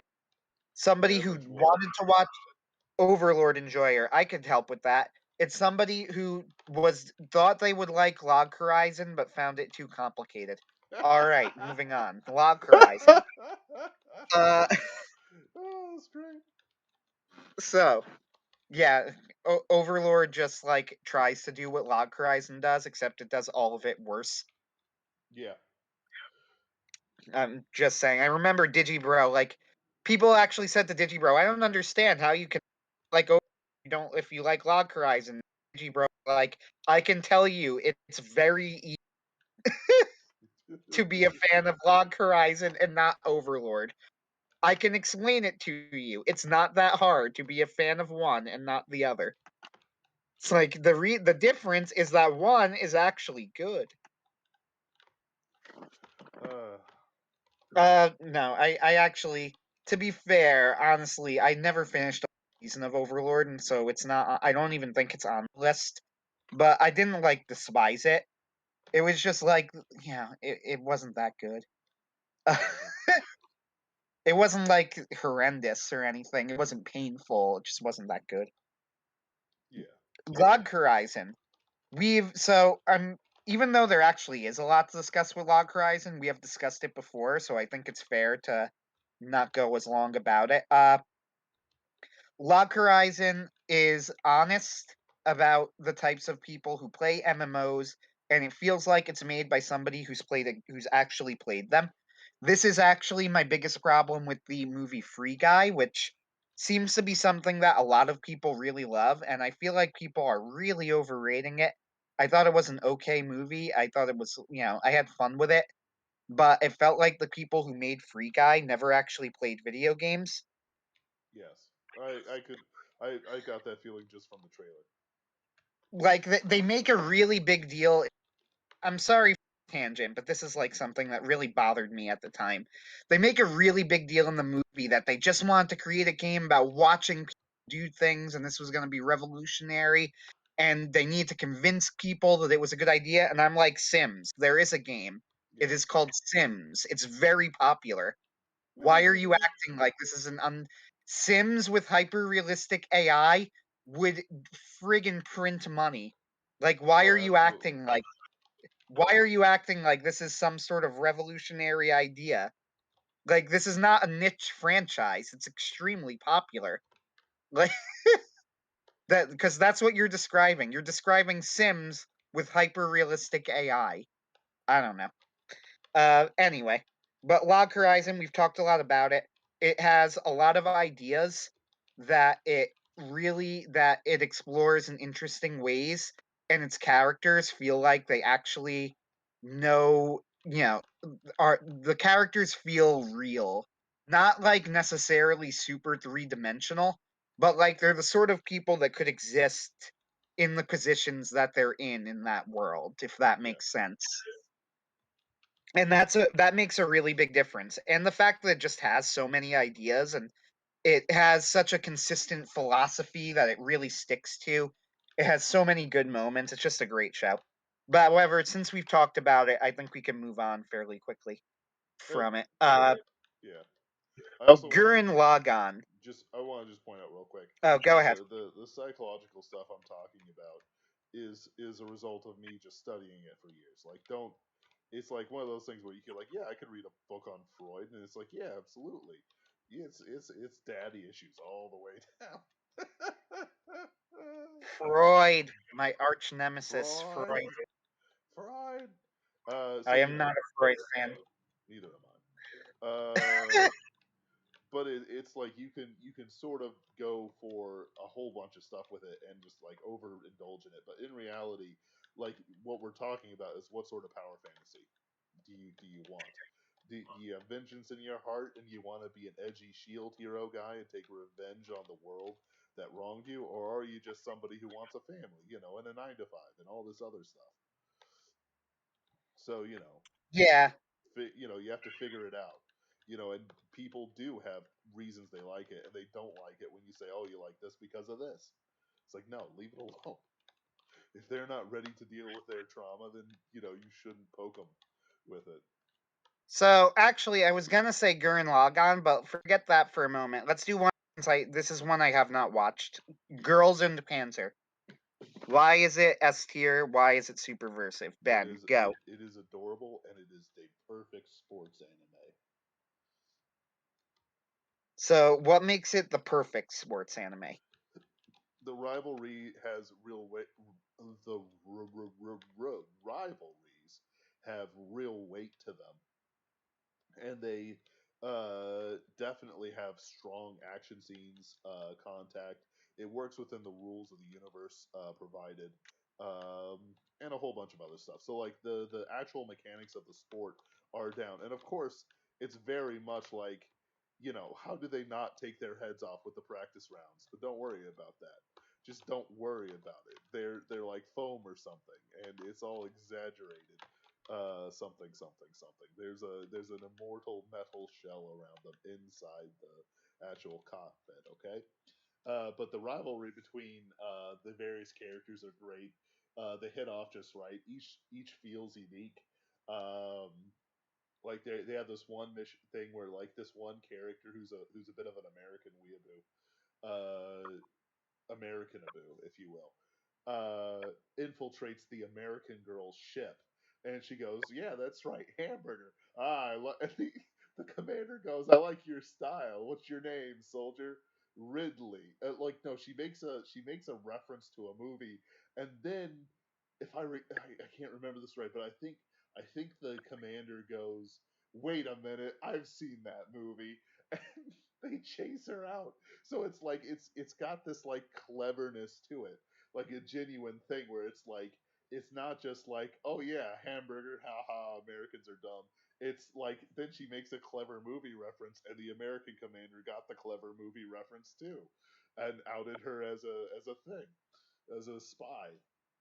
Then you go up, and of course the movie kind of plays the drama a bit with like, oh, we'll lose the school, like, but we fought to keep the school, and it's like, no, we're betraying you because we're, an evil principal or whatever.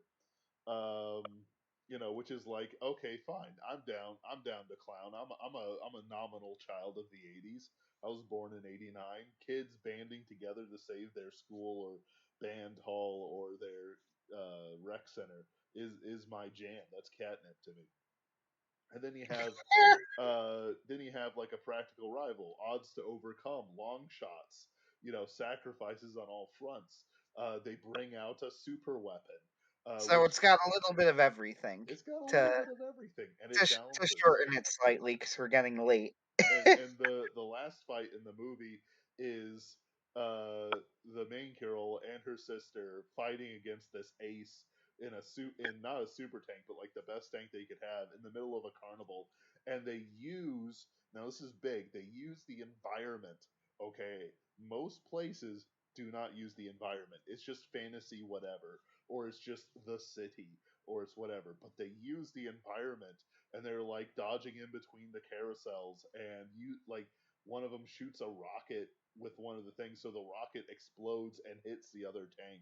It's amazing. All right, I'll give Girls in Panzer a try. See, the only problem with these types of shows is that I always go, so the reason it's starring girls is to appeal to perverts, and I don't like that. You see, there's no real I know. Like, I know that there's nothing that they actually do, but it's always in the back of my mind. right. In this case, it's Is more of a it's there's no fan service. How about Yeah, like, is that fair? No, not necessarily. But it's always like, and yet, why did you make this show? that? Just But sell, whatever. just sell figures. It's all the figurine business. You Yes. think they're selling tanks on this show? No, that's just to get the No. smart boys in the room excited. It's all about the girl figurines. All right, so let's move on to Gurren Lagann. Or actually, I'm gonna go to another quick one because we already did a stream on this. In fact, it might have been the first stream we ever did together. The Count of Monte Cristo. Is it? Yes, it's good. Yes, The story's Superversive. good. The story is classic and great, and visually it is stunning. Like truly one of a kind. Absolutely gorgeous. We did a whole stream on it. You could look it up if you're so inclined. It's not that hard. Just type in Count of Monte Cristo Superversive live stream, and it'll come up in your searches. Wow, Anthony, you're not But even linking it to them. no, I'm not. Wow. You know why? I don't have the YouTube open on my computer, and that will slow my computer down and possibly crash it because my computer is 5 years old and a laptop. And it's being held together at this point by prayers and bubblegum. Not even duct tape. He's too poor for duct tape. Yes. So, let's see. What else do we got? So, Count of Monte Cristo, though, looks gorgeous. Great writing. Yep. Well executed. If No, you want more details, we have a stream on it. and it Uh, it modernizes it pretty well as well, and that's the yes. important thing. Like a lot of things is like, oh well, this is the retelling of it. No, it's garbage. It's garbage. It was garbage. It's just a modernist retelling. It doesn't actually do anything with it, but it's got duels and mechs. Duels and mechs. Yeah, Oh it's great. It really is. It does deserve the S tier. It is, and it is superversive. yes. Now, Gurren Lagann. Gurren Lagann deserves now. It is superversive. Uh, the big thing that I will do is I will argue the ending of Gurren Lagann is good, actually.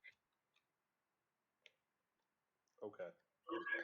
Woolis just said, I read John C. Wright's essay. Great read.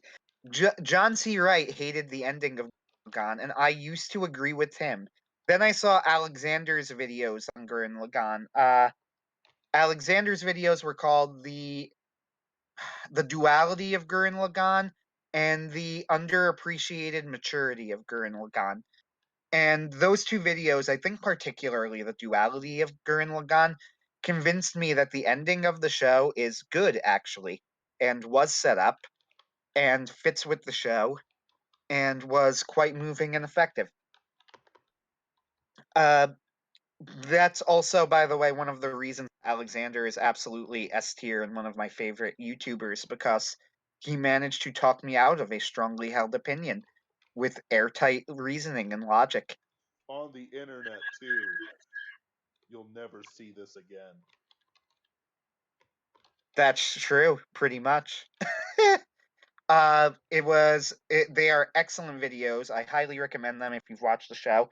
Why is Gurren Lagann so great? Well, it was Studio Trigger in their prime, their first show. It had just come. It was not. I know that's technically Gainax, but it's the Studio Trigger team. So I've always just considered it honorary Studio Trigger. Uh, and to be honest, I think everybody does at this point. Yep. So I think that's fair to just think of them as Studio Trigger. This was the first. How about this? This was the first show that the Studio Trigger team ever did together, and you could tell that they were really having a ball with it. What makes Gurren Lagann great is that it works on multiple levels. It works as big flashy mech battles, which are extremely well done and entertaining. It works as a comedy. It could be very funny. And you know what? It actually does have something to say that is interesting. And it works on that level. Kamina, for example, is actually a character with a lot more depth than people realize, and he's used in the show in various ways. Yep. I really, really like the portrayal of depression in Gurren Lagann and how they overcome it. I think that was extremely effectively done. Also, the scene where the moon is going to crash into the earth and they don't know what to do, and they ask Simone, and he confidently says something along the lines of, like, what else? We're going to push the moon back into space. Immediately made this one of my favorite shows. As you do. Because, yeah, because this is the sort of show where you can unironically say that we're going to push the moon back into space, and that is a viable option for the plot. It is acceptable. Yes, and it was beautiful. Also, my favorite anime trope is under the radar, the where you play the theme song over a badass action scene, and Gurren Lagann absolutely has the greatest usage of this of all time in their final scene. Partially because Sora Iro Days is just a banger of a song. Uh, and partially just because that scene, one of the most badass scenes probably ever filmed in an anime, when they're fighting the anti-spirals and they punch them with a punch that is more powerful than the Big Bang, which makes absolutely no sense for several uh like the number of reasons that breaks everything just like boggles the mind. But then somebody says the absolutely ludicrous line that, like, it'll take more than that to beat them, which makes you say, but then what will it take? If a punch more powerful than the Big Bang is not enough to beat them, is there anything that is powerful enough to beat them? The power of their friendship. I guess not, because they couldn't beat them. But then right after they take that punch, they start playing the theme song as Simone gives this incredibly badass speech to the anti-spirals, where he basically tells them to, like, shove it, and it's incredible. Uh, I don't know. I don't. Gurren Lagann is one of those shows that it just does everything that it wants to do incredibly well. Is it brilliantly plotted in the sense that, like, That's all how of the Monte logic, Cristo is. yeah, does all of the logic hold together?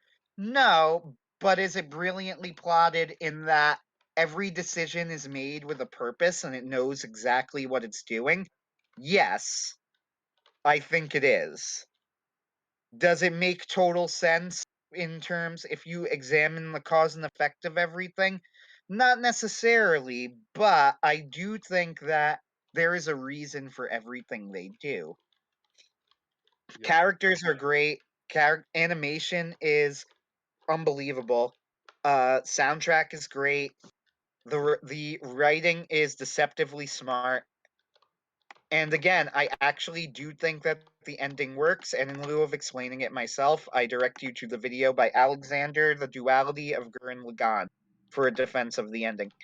Also, and again, this is a spoiler, but of what's like a 20-year-old show almost or something at this point, so, oh Like well. 12.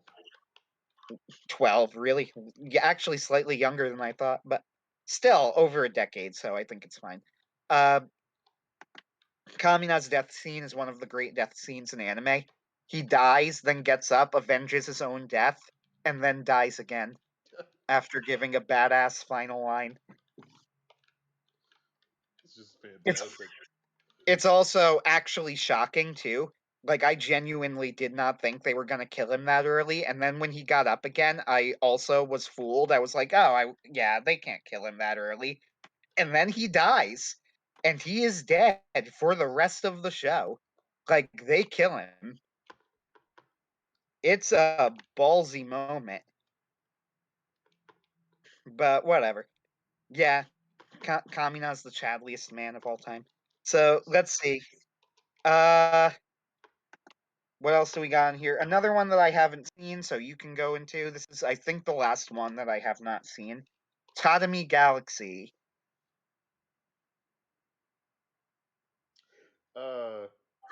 We've got all these people. Look at these people. I love you all. All right, so all right, looking at this Tommy Galaxy, Superversive. It's about a guy coming out of a shell and facing the real world, escaping his one room to sort of interact with the world around him beyond the weirdos that surround him and those people who force themselves on his life. There's an excellent progression of like inward then outward that just hits just right as a concept.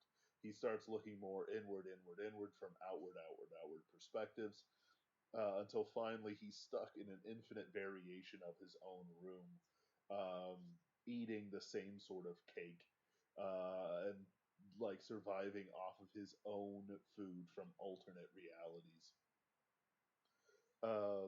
Maybe even stealing his own wallet multiple times or something like that. It's pretty crazy. Um, but yeah, no, it's just well done. The animation style is excellent. The Japanese is so fluid they can never translate it to English. Uh, the characters are very realistic. Um, I just Interesting. I love it. just had to look up the plot to see specifically what it was about, and it's a weird idea. I'm surprised it's superversive. In the end, the guy faces reality and society. Okay, He gives that up makes his sense. he gives up his resentment and becomes one with become joins them. Uh, yeah. Yeah, it was originally interesting. Oh, it will be receiving an original net animation adaptation by Science Saru, which will premiere in 2022 plus. What? That sounds cursed. It does They sound already cursed. have an 11 episode Madhouse anime directed by Yuasa. Seriously? Yes. Yes. No. I did not know that. So Whoa, Netflix is okay. ruining Tatami Galaxy. No, Disney Plus is. Oh, Oh, that's worse. What are you even oh, looking at? now I know why you like Night Short Gone Girl. It says it's considered a spiritual sequel to the Tatami Galaxy. Yes. Interesting. Okay, I'll actually It. have to give that a shot. Wasa is a director who is not necessarily my favorite, but you have to pay attention to him. He's Yes. always interesting. Spiritual Uh, successor. Where does it say that Disney Plus is doing this? I don't like this. go on Wikipedia, or if you prefer Infogalactic. Uh, they mention that they're turning it into a net animation or something, which What's seems pointless to me. new? I don't know. All right, so we are down to. Oh, I think we're down to one. No, we're down to two. So I'm gonna leave Fullmetal Alchemist Brotherhood for last because it is my personal favorite. And I'm gonna talk about Trigun, which you have not seen, so it makes sense for me to go into it. And I don't need to spend that much time on it because I've talked about Trigun a lot. I even have a video on it. When I first watched Trigun, I would have placed it in the B tier. Now, as time's gone on and I've thought about it more, Trigun has made its way into the S tier. The reason that Trigun is an S tier anime is because Trigun is one of the most philosophically deep and meaningful shows I have ever seen. It is almost a look at like Christianity and Catholicism in particular, because the creator was at least a Catholic at the time he wrote it, and may or may not be a Catholic now. He is kind of cagey about the way he talks about it and doesn't seem to want to pigeonhole himself. But he is certainly at least Christian sympathetic in a way that most Japanese are not. And Trigun in philosophy really is profound in what it has to say.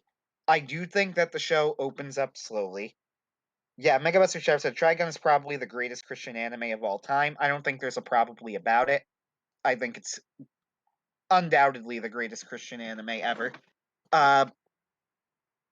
Trigun is a show. I do think it opens up slowly. The first, like, I don't even know exactly, but like, I want to say like 5 or so episodes, maybe before the introduction of Wolfwood and the Gunko guns, are kind of goofy and silly. They're not necessarily bad. They're well made. And the first scene where Vash is introduced is really, really, really good, like genius good. But ultimately, it might give the wrong impression of the show to people if that's all they see. Yeah, Megabuster Shepherd says Wolfwood, yes. Just yes. However, if you can make it past those episodes, it has something truly profound to say about life and death, and also the image in the final episode of Vash lying with the gun in his face, and he hears Wolfwood's voice in his head, and he slams his hand on the ground, and the cross rises up out of the dirt and saves him, is so awesome. That alone, just like that image, the fact that it exists in a show that is out there and is an anime, like, is unbelievable. Truly, truly a profound show, worth thinking about, worth analyzing. I won't go more into it. If you're interested, I have a video on the philosophy of Trigun, how I thought that a lot of critics don't really understand it properly, because it is not coming from a place of where I don't think that people fully appreciate what he's trying to say. Wolfwood, and speaking of great death scenes, again, we're talking like now this is close to a 30-year-old show because it was made in the 90s. A over 20-year-old show. Wolfwood's death scene is one of the great death scenes in anime history. It's absolutely beautiful. Really, really moving. And thoroughly Christian. Like, honestly, so Christian, it's kind of shocking that it exists. Anthony's video is linked in the description, and I want to say it's on the first page of Trigun Philosophy YouTube searches. Good Woohoo! job. I mean, 7 to go Megabusters. down, but Still first page. Megabuster Shepherd says, I want Wolfwood's gun. Don't we all? yeah, we do. All right. And now a gigantic cross gun that we can carry with us and shoot people with. Yes. Now we are on the very last anime on the list. Oh wait, no, I'm sorry. I missed actually a pretty big one. I ruined everything, Ben. I'm sorry. Kill la Kill. Kill a We Kill. have had It works. we have had discussions on Kill la Kill. Fantastic. So Everything yeah. works. Even the fan service works to expand the plot. Moving on.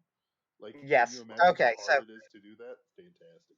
pause for a moment. We have talked about Kill la Kill a lot, so I don't think we need to spend a ton of time.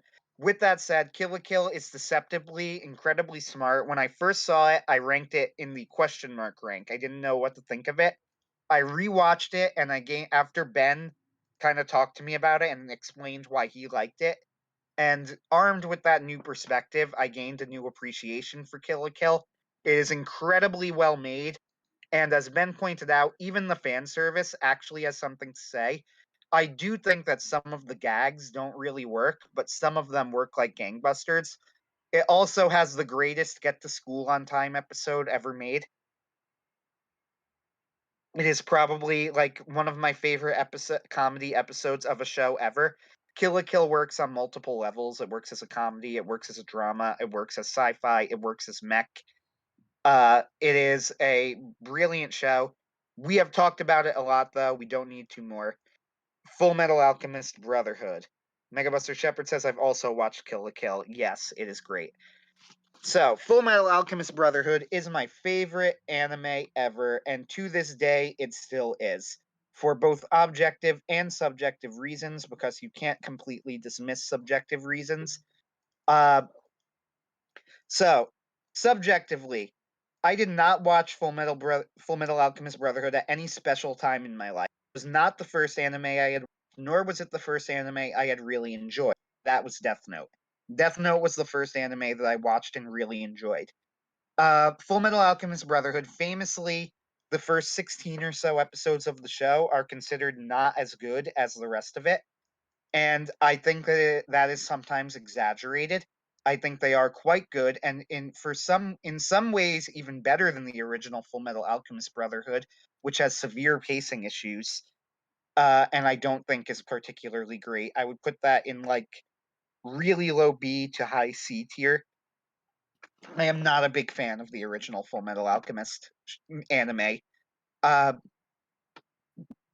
However, once you hit the Brotherhood episode, I think it starts to really get better than the original Fullmetal Alchemist when they read for the first time in Brotherhood with Azumi. I think that's the first time, like the whole encounter with Greed is honestly just a straight up improvement from the original Fullmetal Alchemist. Because in the original Fullmetal Alchemist, they do not fight Greed. They look like they're about to fight him, and then something happens that stops the fight. They actually get into the fight with Greed in Brotherhood, and the fight is good and it's entertaining. And for that reason alone, I think that's straight up an improvement. Uh, but following that is to this day, my favorite episode of any anime and possibly any show ever, Death of the Undying. Holy shit, Death of the Undying is so good. It's fantastic. I could rewatch it over and over, and I have multiple times. That is the episode where they take on Lust, the homunculus Lust, and that is it is a viewing experience I am never going to forget because it is one of the very few times you could probably tell anybody who listens to this. Uh, yeah, anybody who listens to this can probably tell that I like analysis. It's something I actually find fun and entertaining. I don't really turn my brain off when watching things, nor do I think you should. Fullmetal Alchemist Brotherhood, one of the reasons it is so high is that it forced me to turn my brain off. I was watching the show and I was gasping out loud at moments in the show. Like they have the scene where Mustang is stabbed and they leave him to dead and they leave him for dead and they go for Hawkeye and Hawkeye loses it. When Lust tells Hawkeye that Mustang dies, I was like hand in front of my face. When Mustang shows up to blow her away, I gasped out loud. Like I was so invested in that moment. And when the episode ended, that was when I was like, what did I just watch? Like, what was that episode? That was incredible. So, Megabuster Shepherd says the original had a weird atheist bent. Yes. So, Fullmetal Alchemist Brotherhood, I think, and I originally thought this. I thought that one of the flaws of the show was its attitude towards religion. I no longer really think that. I think that it has a particular perspective, but I don't think it's necessarily anti-religion. I think it is anti any unthinking philosophy, and I think that one of the things about Fullmetal Alchemist Brotherhood that makes it such a worthwhile show is that it criticizes the philosophy of scientism. You know, like the worship of science as a religion. And the fact that it does this makes it almost unique and yet very much needed, because that is a very common philosophy in the modern day. You'll often notice that fans will really try and downplay this when Arakawa does spend a pretty significant amount of time criticizing this philosophy, and fans seem very uncomfortable with it because a lot of the fans kind of agree with this philosophy. But Most people agree with the philosophy right now. yeah, Arakawa has no patience for it. She also has no patience for religious radicalism. She does not excuse. She is very much like, and just don't think that because you're not religious, you're exempt from radicalism. And that was the whole point. It starts off, yeah, Megabuster Shepard said Scar is one of the best religious characters ever made. In point of fact, Scar in the original Fullmetal Alchemist Brotherhood is one of the main reasons I think that or in the original Fullmetal Alchemist is one of the main reasons I think Brotherhood is vastly superior. Scar in the original Fullmetal Alchemist is butchered. He's turned into a generic religious extremist. And it completely misses the criticism of Scar that we have in the original, which is that Scar is not a religious extremist in Metal Alchemist Brotherhood. He is absolutely not. We know this because Scar is told by his religious elders to stop doing what he is doing. He is explicitly going against his religion in committing these acts of vengeance. Sure, he is justifying it using his religion, but that is an excuse that the show is very much aware is flimsy. Like it's not supposed to be not flimsy. That is intentional. Scar is not using religious extremism. Like it's not a critique of religious extremism. It's a critique of using your philosophy to justify what you want to do, which is the same thing. That's what its critique of scientism. So I became more forgiving of its critiques of religion. Like it starts off with the generic stock evil fake priest who's leading on the people, and I thought, oh, is that its attitude towards religion? But actually, what that really was setting up the overarching theme of the show of if you follow a philosophy without thinking through its implications, then you're going to be led into disaster and madness. And then it specifically contrasts what happens there, where Ed is the hero with Shao Tucker. And what happens with Shao Tucker is, of course, a direct criticism of where Ed is going to end up if he does not take stock and think and try and have and attach a moral compass to what he does and not just follow science blindly. You know, you can't follow anything blindly. It doesn't matter if it is a religion led by an evil priest. It does not matter if it is science. So I think that for that reason, Fullmetal Alchemist Brotherhood is a lot more nuanced than a lot of fans at the time gave it credit for, and a lot more nuanced than the original Fullmetal Alchemist, which I don't think is appropriately nuanced, and I don't really like that aspect of it. I don't think the original Fullmetal Alchemist is terrible, and I do think there are parts of it that are better. For example, I like the episode in the original with Barry the Chopper, and I do admit that the scenes with Azumi, which are fleshed out more in the original, are probably superior. But overall, it's just worse. It's just not as good. It helps that the ending of Fullmetal Alchemist Brotherhood is one of the great climaxes in anime. I love everything about it.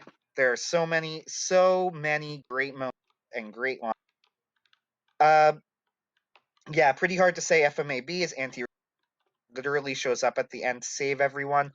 Sort of, kind of. It's worth noting that's the Scar who defeats the atheist materialist Bradley when a literal act of God breaks through. The sun rises and shines in Bradley's eyes, the sun being an obvious metaphor of God, and his Scar that defeats him finally at the end of all of it. This is all intentional. So that's my spiel on Fullmetal Alchemist Brotherhood. Is it perfect? Of course it's not perfect, because nothing is perfect. Or very little is. Especially nothing of that length. The fact that it went so long, obviously there are flaws. Yep. Is it great? Yes. It is fantastic. Ben, your thoughts. It's good. I didn't like it as much as Yeah, Few and people do. Well, no, actually, I wouldn't say few people do. It is very popular. yeah, no, it's perfectly popular. It's one of those things where, like, yeah, it's S tier. I wouldn't sit down to watch it again. That's fair. That's it. That's all I got to say. Uh, yeah, I adore Fullmetal Alchemist Brotherhood. The other thing too that Fullmetal Alchemist Brotherhood did as a side effect of just being as good as it is it made me look at Nickelodeon's Avatar slightly askance. When I realized that the Nickelodeon Avatar was sort of trying to be in a lot of ways Fullmetal Alchemist, but was just like clearly not as good, made me go, huh. Not that it was awful. Just made me go like, everybody's like, oh, this one shows Western animation, and it probably is because Western animation is as good as anime. Uh, What? at least as a whole, Western animation just as a whole is not as good as anime. Yeah, sure. Most of it. Most of it, and so honestly, the Disney Avatar: The Last Airbender probably not as good as it probably is one of the pinnacles of Western animation, but compared to Full Metal Alchemist Brotherhood, it is so obviously inferior in basically every way. Uh, it's hard for me to watch The Last Airbender with like the same level of respect as a lot of people. Yeah, because Yeah. I could clearly see where it falls short. Megabuster Shepherd says, also, guys, watch Hellsing. I have watched a lot, but not all of Hellsing Ultimate, and I enjoyed it. However, it's definitely B tier. It's a lot of fun, but it's also trash. I don't know. Does that sound fair to you? Yeah. I don't have anything to say about it. I Hellsing never is watched fun, it. but Hellsing is trash. I never watched all of it either. Avatar is inferior to Bleach. Uh, I don't know enough about Bleach. I have never watched Bleach, believe it or not. Mostly because I know that Bleach ends up becoming bad, and that turns me off. Bad things. You don't like bad things? Good man. It bothers me that Bleach, like, even though I know the first half of Bleach is supposed to be really good, like it bothers me that I know that's just going to end up being bad.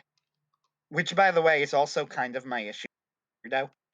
Like, I've heard that, like, the first arc of Naruto is actually really good and it has really good moments, but I also know that there are long sections of Naruto that are just unwatchable, and that makes me hesitate to start it.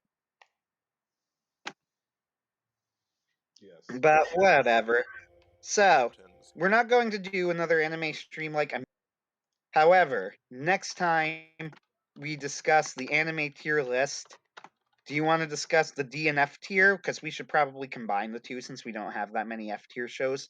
Or do you want to discuss the A tier? We should talk about the DNF, the bottom tier. All right, so we'll do it in that order. Go S tier, and then we do the D and F tier, and then we'll go up to the A tier. If we ever reach A tier. We'll reach A tier. We have Sure. long lives ahead of us, Ben. Yes, we do. You But can't do I want to escape. spend it on this? I enjoy talking about this stuff. It's fun to me. No comment. No. No comment. No comment for you.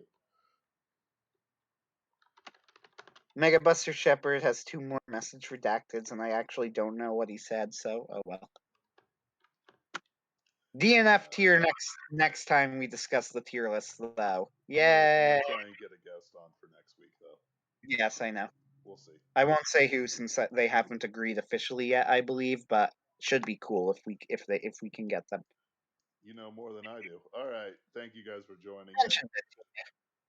You listen. I'm either gonna find somebody really cool or really schizophrenic, one or the other, and I'll let the audience decide. But no blood sports. No blood sports. I don't do blood sports. Well, that Um, crosses off a couple of guest possibilities. I mean, blood sports in real life, not over the internet. You know how pathetic it is you hear somebody go, is your address this? Oh, I know where you live. I know who your parents are. I can dox you. And it's like no, you're some fatto that got caught out like messaging 12-year-olds on Like, Hassel dude, if you Hotel.